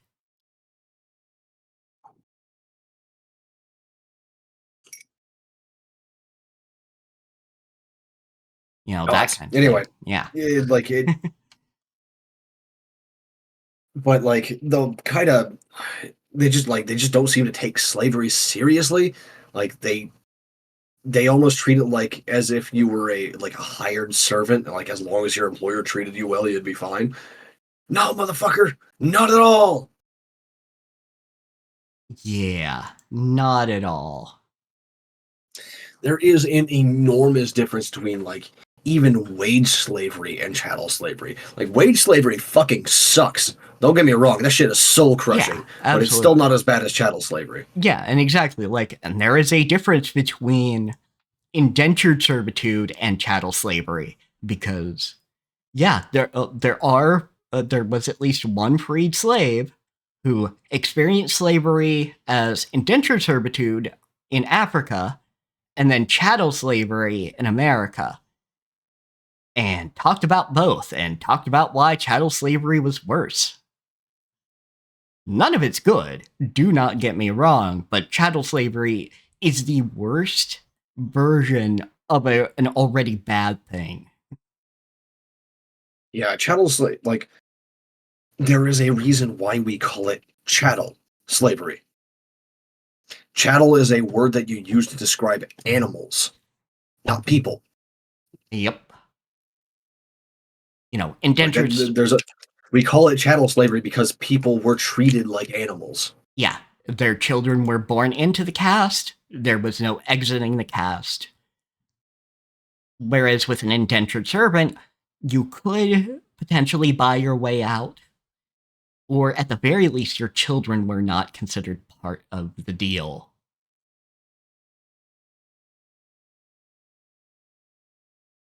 Now, again, there were other things completely wrong with it and needed to be done away with as well. But that is the kind of history of that.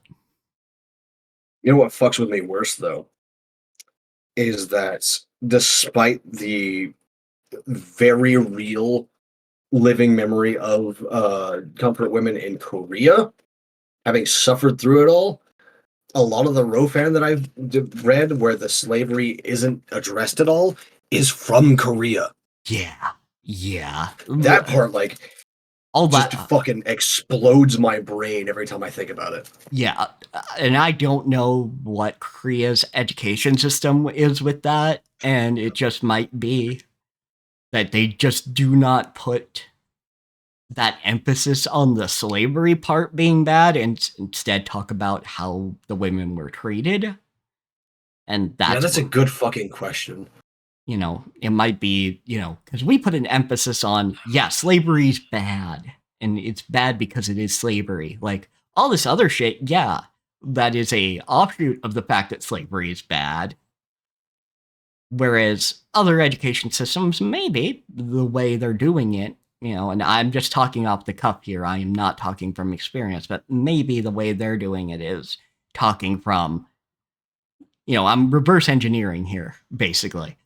Because it seems to be, you know, if you're treated well, it's fine. So it might be that they're like, well, the problem was they were treated poorly. Rather than the very concept of like owning a person to begin with. Yeah.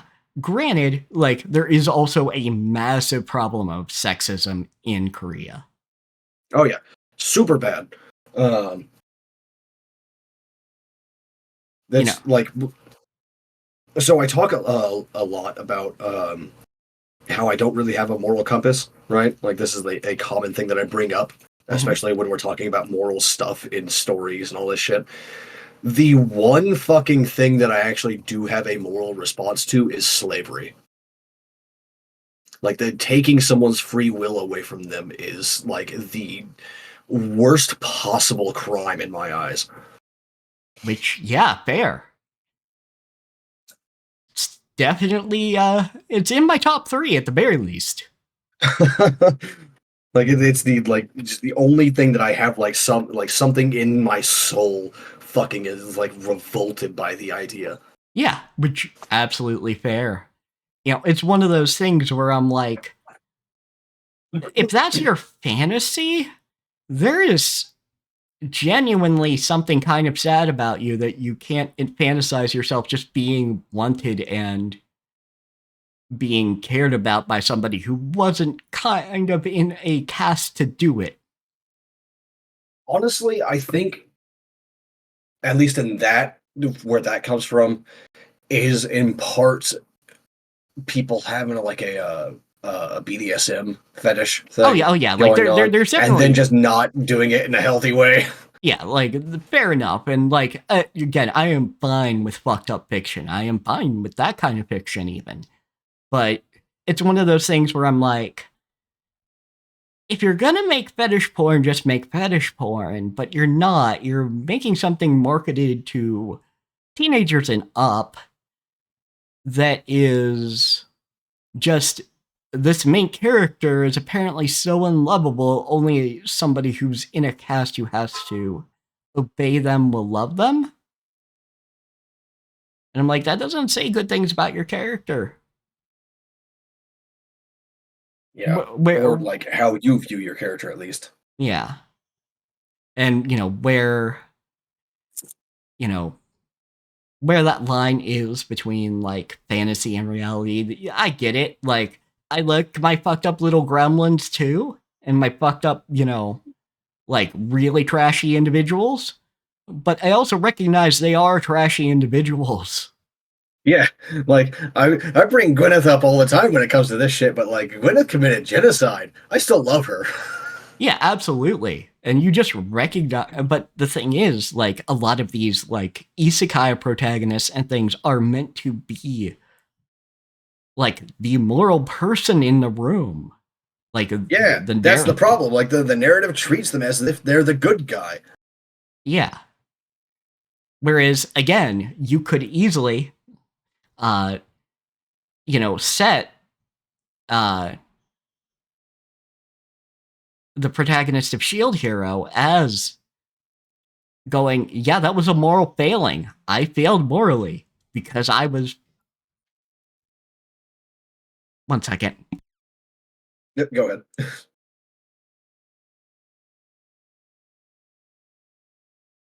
What are you doing, cat? Why are you like this? All right, I'm back. Why? Just needed something real quick. But yeah, Yep. yeah, you could go, that's a moral failing. I failed morally because I was in a fucked up situation.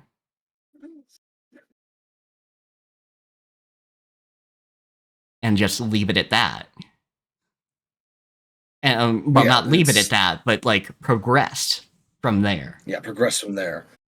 And that's like so I just noticed that after reading a whole bunch of like romance fantasy, right? And just being like, wow, no one ever does anything about the fucking slavery despite being born into like ducal houses and shit like that. Like, what the fuck is going on here? So I Yeah. figured, like, all right, I'll do it myself then. Yeah, because absolutely, you fucking should.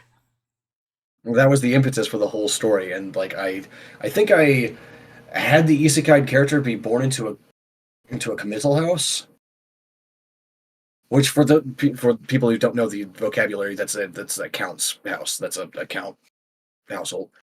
Gotcha. So they were born into a county as part of the count's family. Um,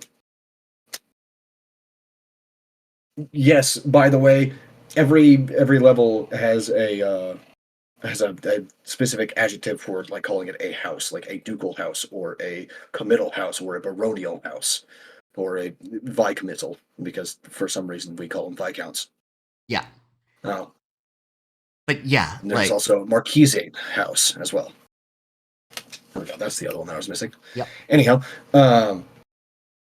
and like this character being in a relatively high position of power is like, oh fuck, there are slaves here. And I actually am in a position to maybe do something about it. I have the moral responsibility to do something about it because I have the power. The fucking Bose rule, whatever the fuck. I don't remember the numbers. 303. 303, there we go. It's like, because I have the power, I have the responsibility, sort of thing.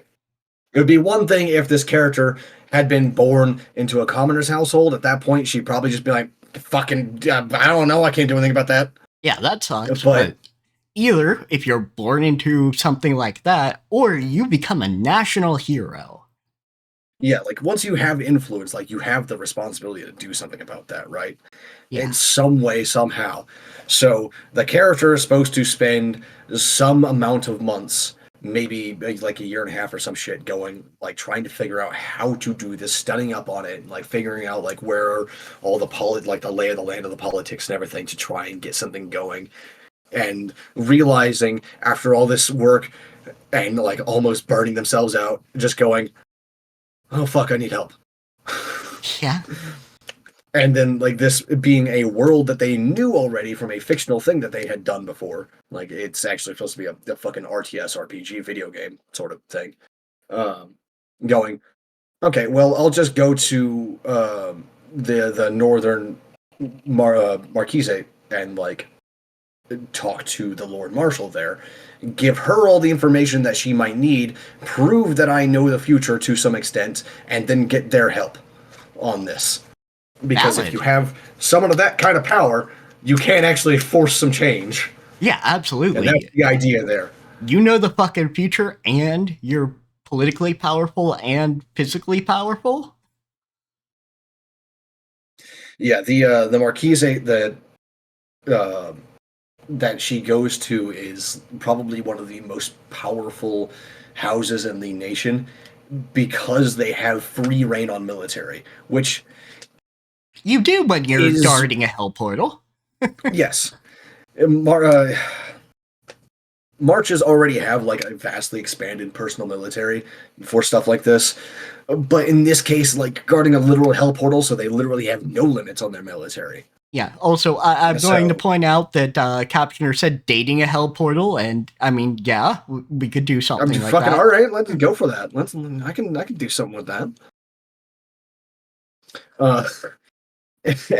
Anyway, so the idea was that in the original story, it was like a Romance of the Three Kingdoms situation kind of deal where there was like, right as the shit starts, everything falls apart because of political machinations from every side possible. There are innocent bystanders getting exploded because they have just like a little bit too much political power, and then like fucking full-on civil war happens. The entire continent explodes inwards on itself, and just add a hell portal in there because why not?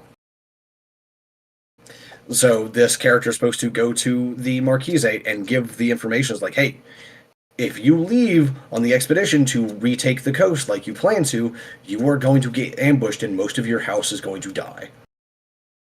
And like, do all that shit and eventually get their cooperation that way. And I like the idea. I like it a lot. I've been having trouble with the world building, which is not something I would normally say because I normally don't have any problem with world building.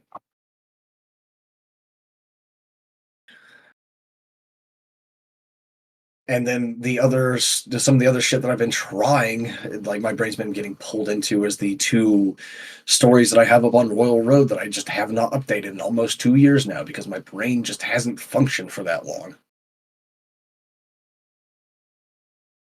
So one of them is Demon Heart, which I had Mal playing the queen of. Excuse me. Yep. I can't remember the queen's name off the top of my head now. Yeah, had to make some decisions there. And then the other one is Arkwolf, which I think you actually brought up yesterday. Or not yesterday, the last time we were on stream. Oh, yeah, I did. But either way, like both of those have been like not working either. Yeah. Although it is fun like rereading my own writing and being like, shit, I wrote this, it's pretty good. That is a good feeling, yes.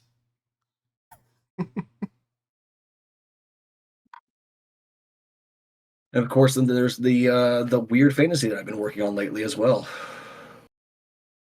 I think I'm starting to make a little bit of progress on that one now, because like the thing that I was stuck on was like some of the magical creatures, if you recall. Um, there was the living forge creature that I just could not get my brain to cough up an idea on, Ah. and then I found a Blue Sky thread about weird animals, and I was reminded of the scaly foot snail. Ah, yeah, yeah, yeah. So I think I've got something there now. Maybe, kind of. Once I get like some more sleep. Because apparently I need like fucking 15 hours a day now. I don't know. I haven't even fucking started the medicine that's supposed to like kill me on sleep because I've already been like sleeping 15, 16 hours a day. Fair. It's like I feel like if I start taking it now in the current state that I'm in, I'm going to be sleeping for like 20 hours. So I'm just like I'm struggling to get like back to a normal amount of sleep so I can start the medicine. It's not there yet though. I'm dying. Fair. Very fair. But like more and more of my ideas are like coming to my brain over the past couple of days to like pull my brain meats in more directions again. Like I've also been reminded of the cyberpunk isekai one, Oh, yeah, yeah.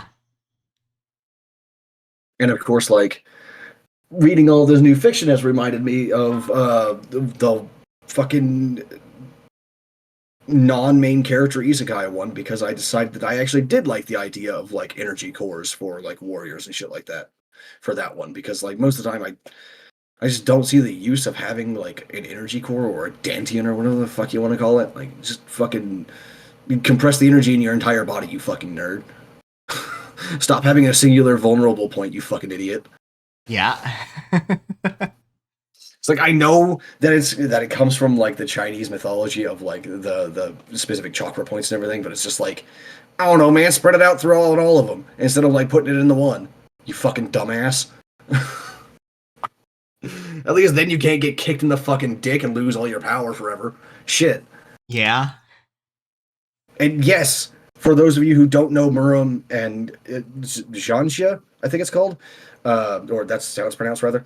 Uh, for those of you who don't know that stuff, yes, I was not kidding about that. You can get kicked in the fucking bladder in those kinds of stories and have your energy core break because it's the dantian, the core energy down in your lower stomach. You just get kicked there, and then you're powerless for the rest of your life. You can't even reform the energy core. Like it's fucking stupid. It's ridiculous.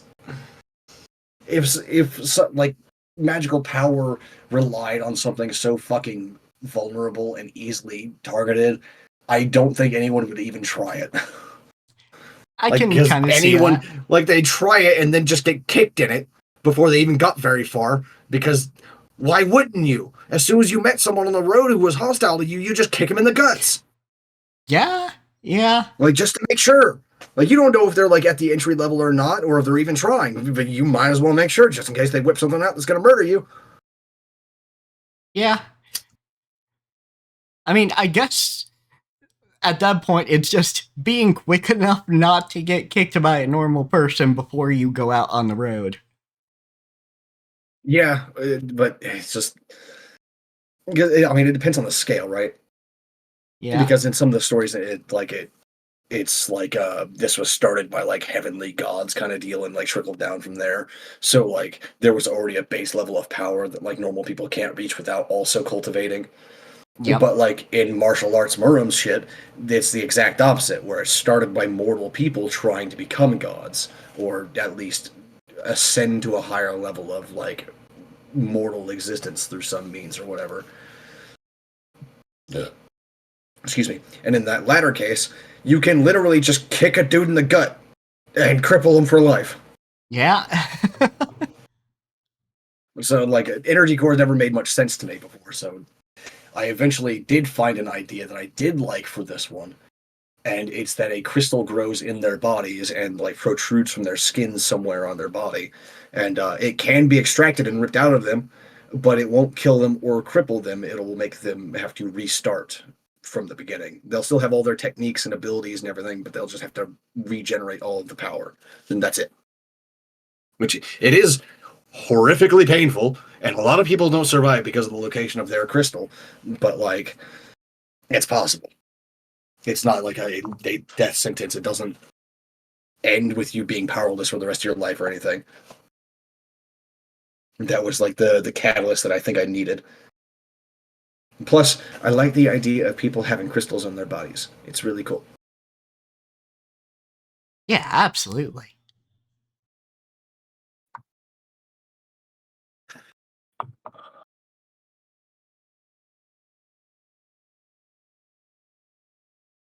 Have you been working on anything lately? Um, I uh, think you did mention a couple things, but I can't remember if it was last week or not. yeah. I think I mentioned it before, but dream-based magic. Ah, yes, yes. I think that was after last week. Yeah, I mean, I've been kind of working on it since before then, but I didn't really bring it up to you too much. Um, but yeah, just idea of basically creativity and also being able to draw and use mana and magical phenomenon from dreams, from the dreaming world, and draw it into reality.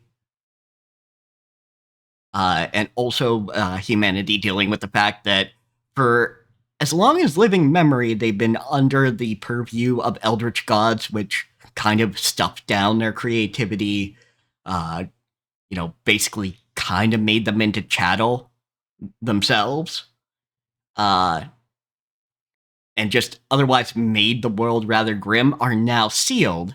And now they kind of can regain some of that world and rediscover that kind of creativity and, boundless potential. Reach heaven through violence, cast the gods from their thrones. Yes, yes, indeed. Though in this case, they're sealed on the moon, so you can flip them off. Is that from that one? Did you pull that from that one fucking comic that you showed me Yes. a while back? Okay, fair enough. Yes, I did. Excellent. Beautiful. Because the friend helping me is also like, oh, yeah, I still like that part of it. Because, I mean, it is a visual, but also forcing the Eldritch to be recognizable and not be able to slink around in the shadows of perception. Yeah, that is good shit. Definitely.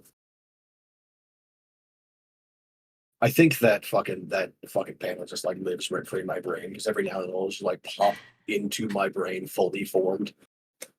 Yeah, absolutely. Full detail. Yeah, like for something that's just a fucking smut comic, that actually fucks as an idea. Pun intended, I assume. Yes. Okay, fair enough. You shut up, cat. Yeah, just Meh. centaur Little shit. looking up at the moon, which has an eldritch tentacled entity on it, and flipping at the bird. Go away, dickhead. He's bashing his face into my chair and then yelling at me. Fair enough.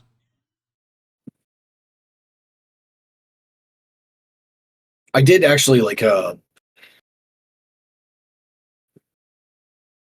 my brain just like is stuck also being pulled towards gladiator women. Like for Yeah. some reason I just got like classic gladiator women with like the shield in one hand and the galleris on the other arm, sort of shit. And then I've had the goat girl in my brain for a little while now, but she made a bleeding resurgence. Excuse me. Sorry, a lot of teeth. Fair enough. Might be some I'm of sure the Captioner said that was. You what? might be some of the Century art or Century art. Centuri? Yeah, Century.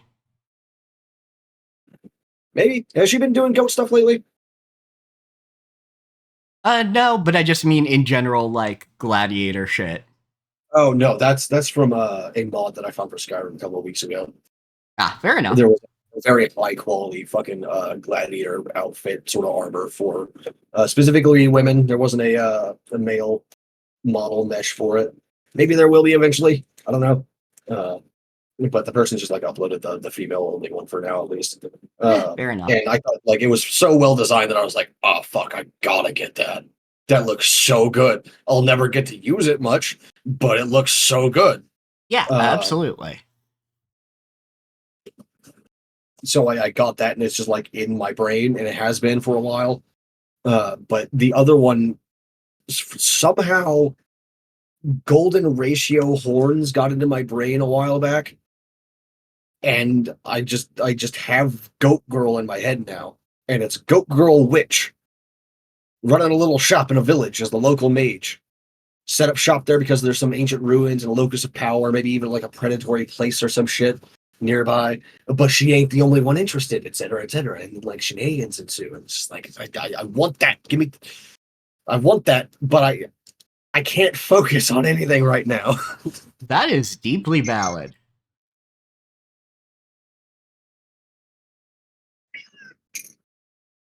Amber, I will throw you into the sun.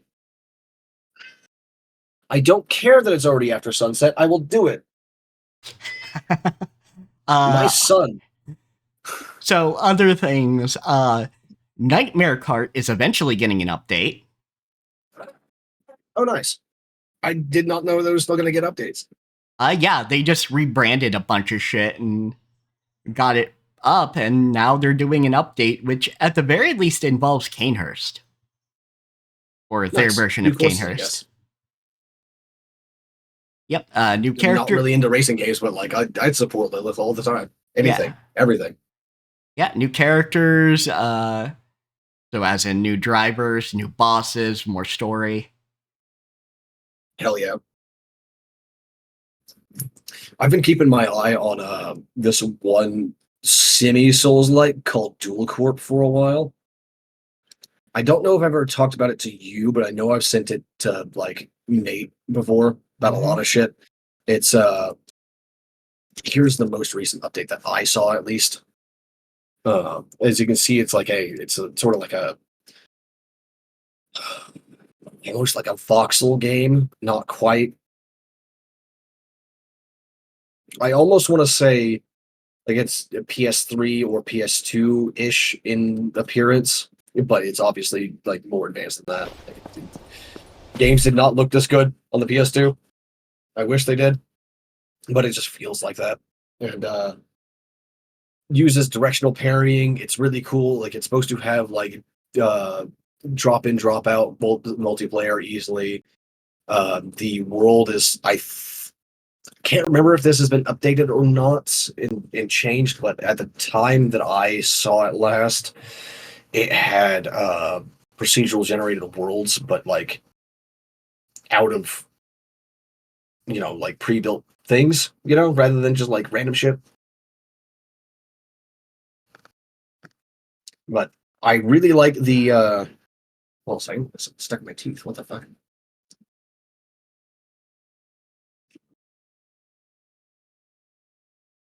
That's a bit of tobacco stuck in my teeth. Gross. Anyway, let me get the Steam page for it. Steam.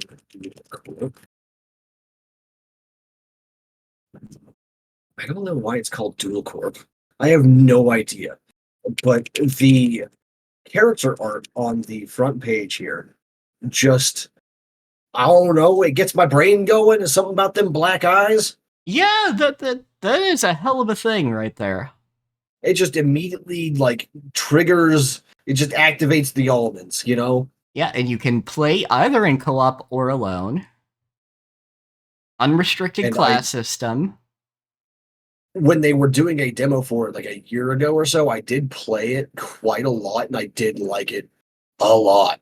It's very good, or it was at the time. I have no idea now because the playtest is like just ending for the most recent one. Sadly, I don't want to get in on that, but it's also releasing in the early access soon, so like we'll get to play it anyway.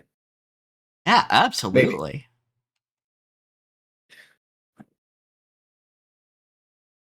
I don't know why that one's just like it's sticking out in my brain so much, but there's just something about it that just feels right.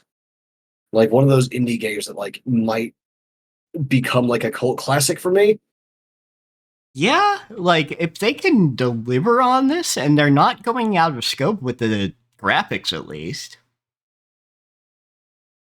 Yeah, the graphics are like virtually unchanged from when I played it last. Looking at all the fucking the Twitter videos and shit like that. Yeah, so they're not trying to go out of scope there. I think they can do something with this, yeah.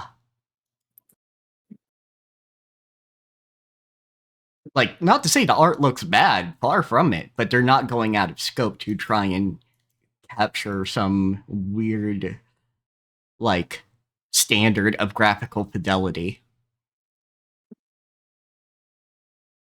They're just doing their thing. Yeah, I'm very interested in it. Yeah, so there's that game, which actually, yeah, I'm gonna just drop that on my wish list so I don't forget it. Yeah, fair enough. And then I had posted this in the Discord as well, but I'm very interested in this game, Kami Bako, Mythology of Cube.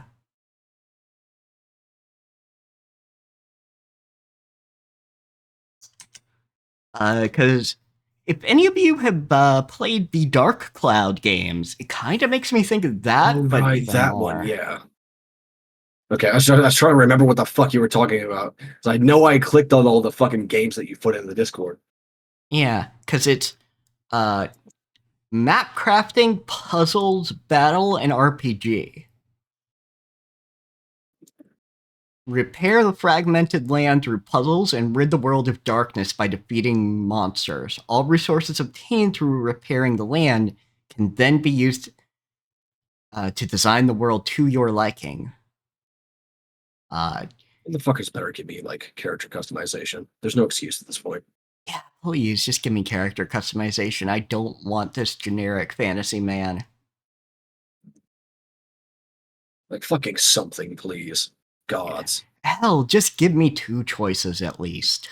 It's like yeah, literally even just that. Yeah, There's like even I just will that. sing the praises of Grim Dawn forever, but there's no character like customization there. You just choose sex. And it's just like, okay, yeah, that's fine. As long as you have like the basic choice. Yeah, Literally something. anything. Yeah. Uh, but yeah, you can, as you repair the world, you can put down buildings to mend it, and uh, you can, in the RPG side of those things, you can go to those buildings, utilize those buildings as you travel to other places. And you can set up trade networks if they have things that other places need. I have not played the demo yet, but maybe next month when I actually have money, I might actually look at it because it is only $30. Like I say, only 30, but for something this expansive, I actually would have expected more. I think that depends on like how much it's got in there, right? Yeah. Like you can only really tell so much from the trailers and screenshots. Yeah, that's true. Everything I've heard from people who have played it is rather positive, and it is positive on the Steam reviews so far, but just 26 reviews. Uh, People are saying it kind of starts slow for them, but that's honestly fine for me. Yeah, I'm completely fine with like slow starts as long as it's not a slog or something. Yeah. Yeah, I struggled to think of an example, but there are a couple that like were so slow. Even I was just like, no, no, I can't do this.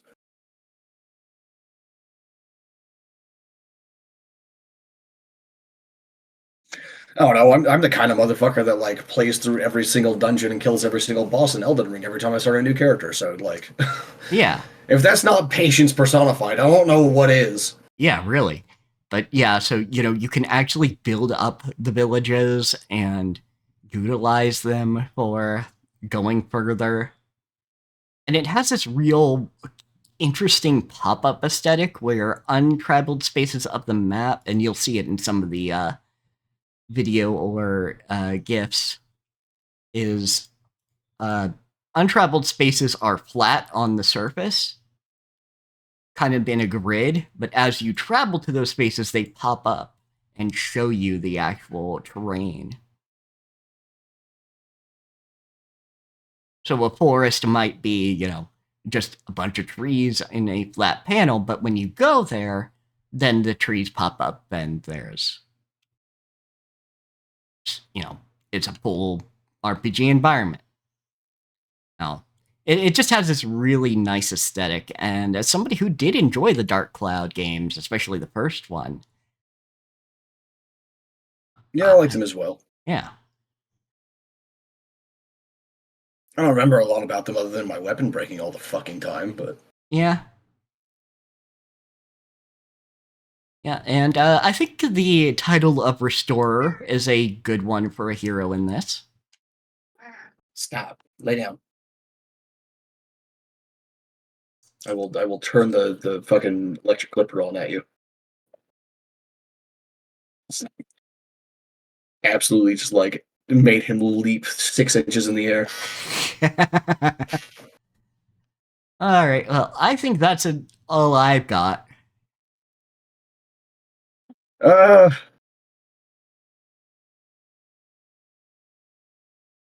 Yeah, I think that's it because we've gone through a lot of the recommendations and things, and I don't want to overload people with that either. yeah, it's true. We can save some extra recommendations we think of for next week. Yeah, well, I mean, I still have so many to go through that I was interested in enough to at least keep the tab up. Yeah, absolutely. So So yeah, we I look. haven't checked like the grammar or the prose or the spelling on most of them yet, but like it doesn't take much to impress me. All you gotta, or not impress me, but only like to satisfy me on that front. All you gotta do is like not be horrifically awful. Yeah, absolutely. So Yeah, yeah, you just gotta put some effort in. That's it. yeah. So folks, look forward to Sakamoto Days and more Dandadan, Then eventually fucking Zenshu. and then eventually Zenshu. Because Zenshu is good shit. Maybe in a couple of weeks, finally ready with season 2. Yeah, hopefully, Maybe. hopefully, because yeah, that's definitely one of the things we're doing once we get Cat's computer in order. Please. Technically, it's possible right now, but I don't want to subject Mal to 800 by 600. And there's no point in Mal doing it either because it'll just get crunchy for me. Yeah, yeah.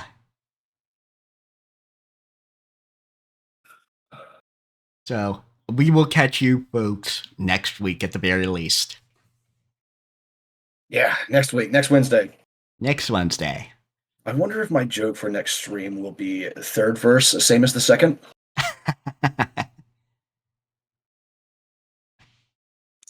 All right. Good night, everybody.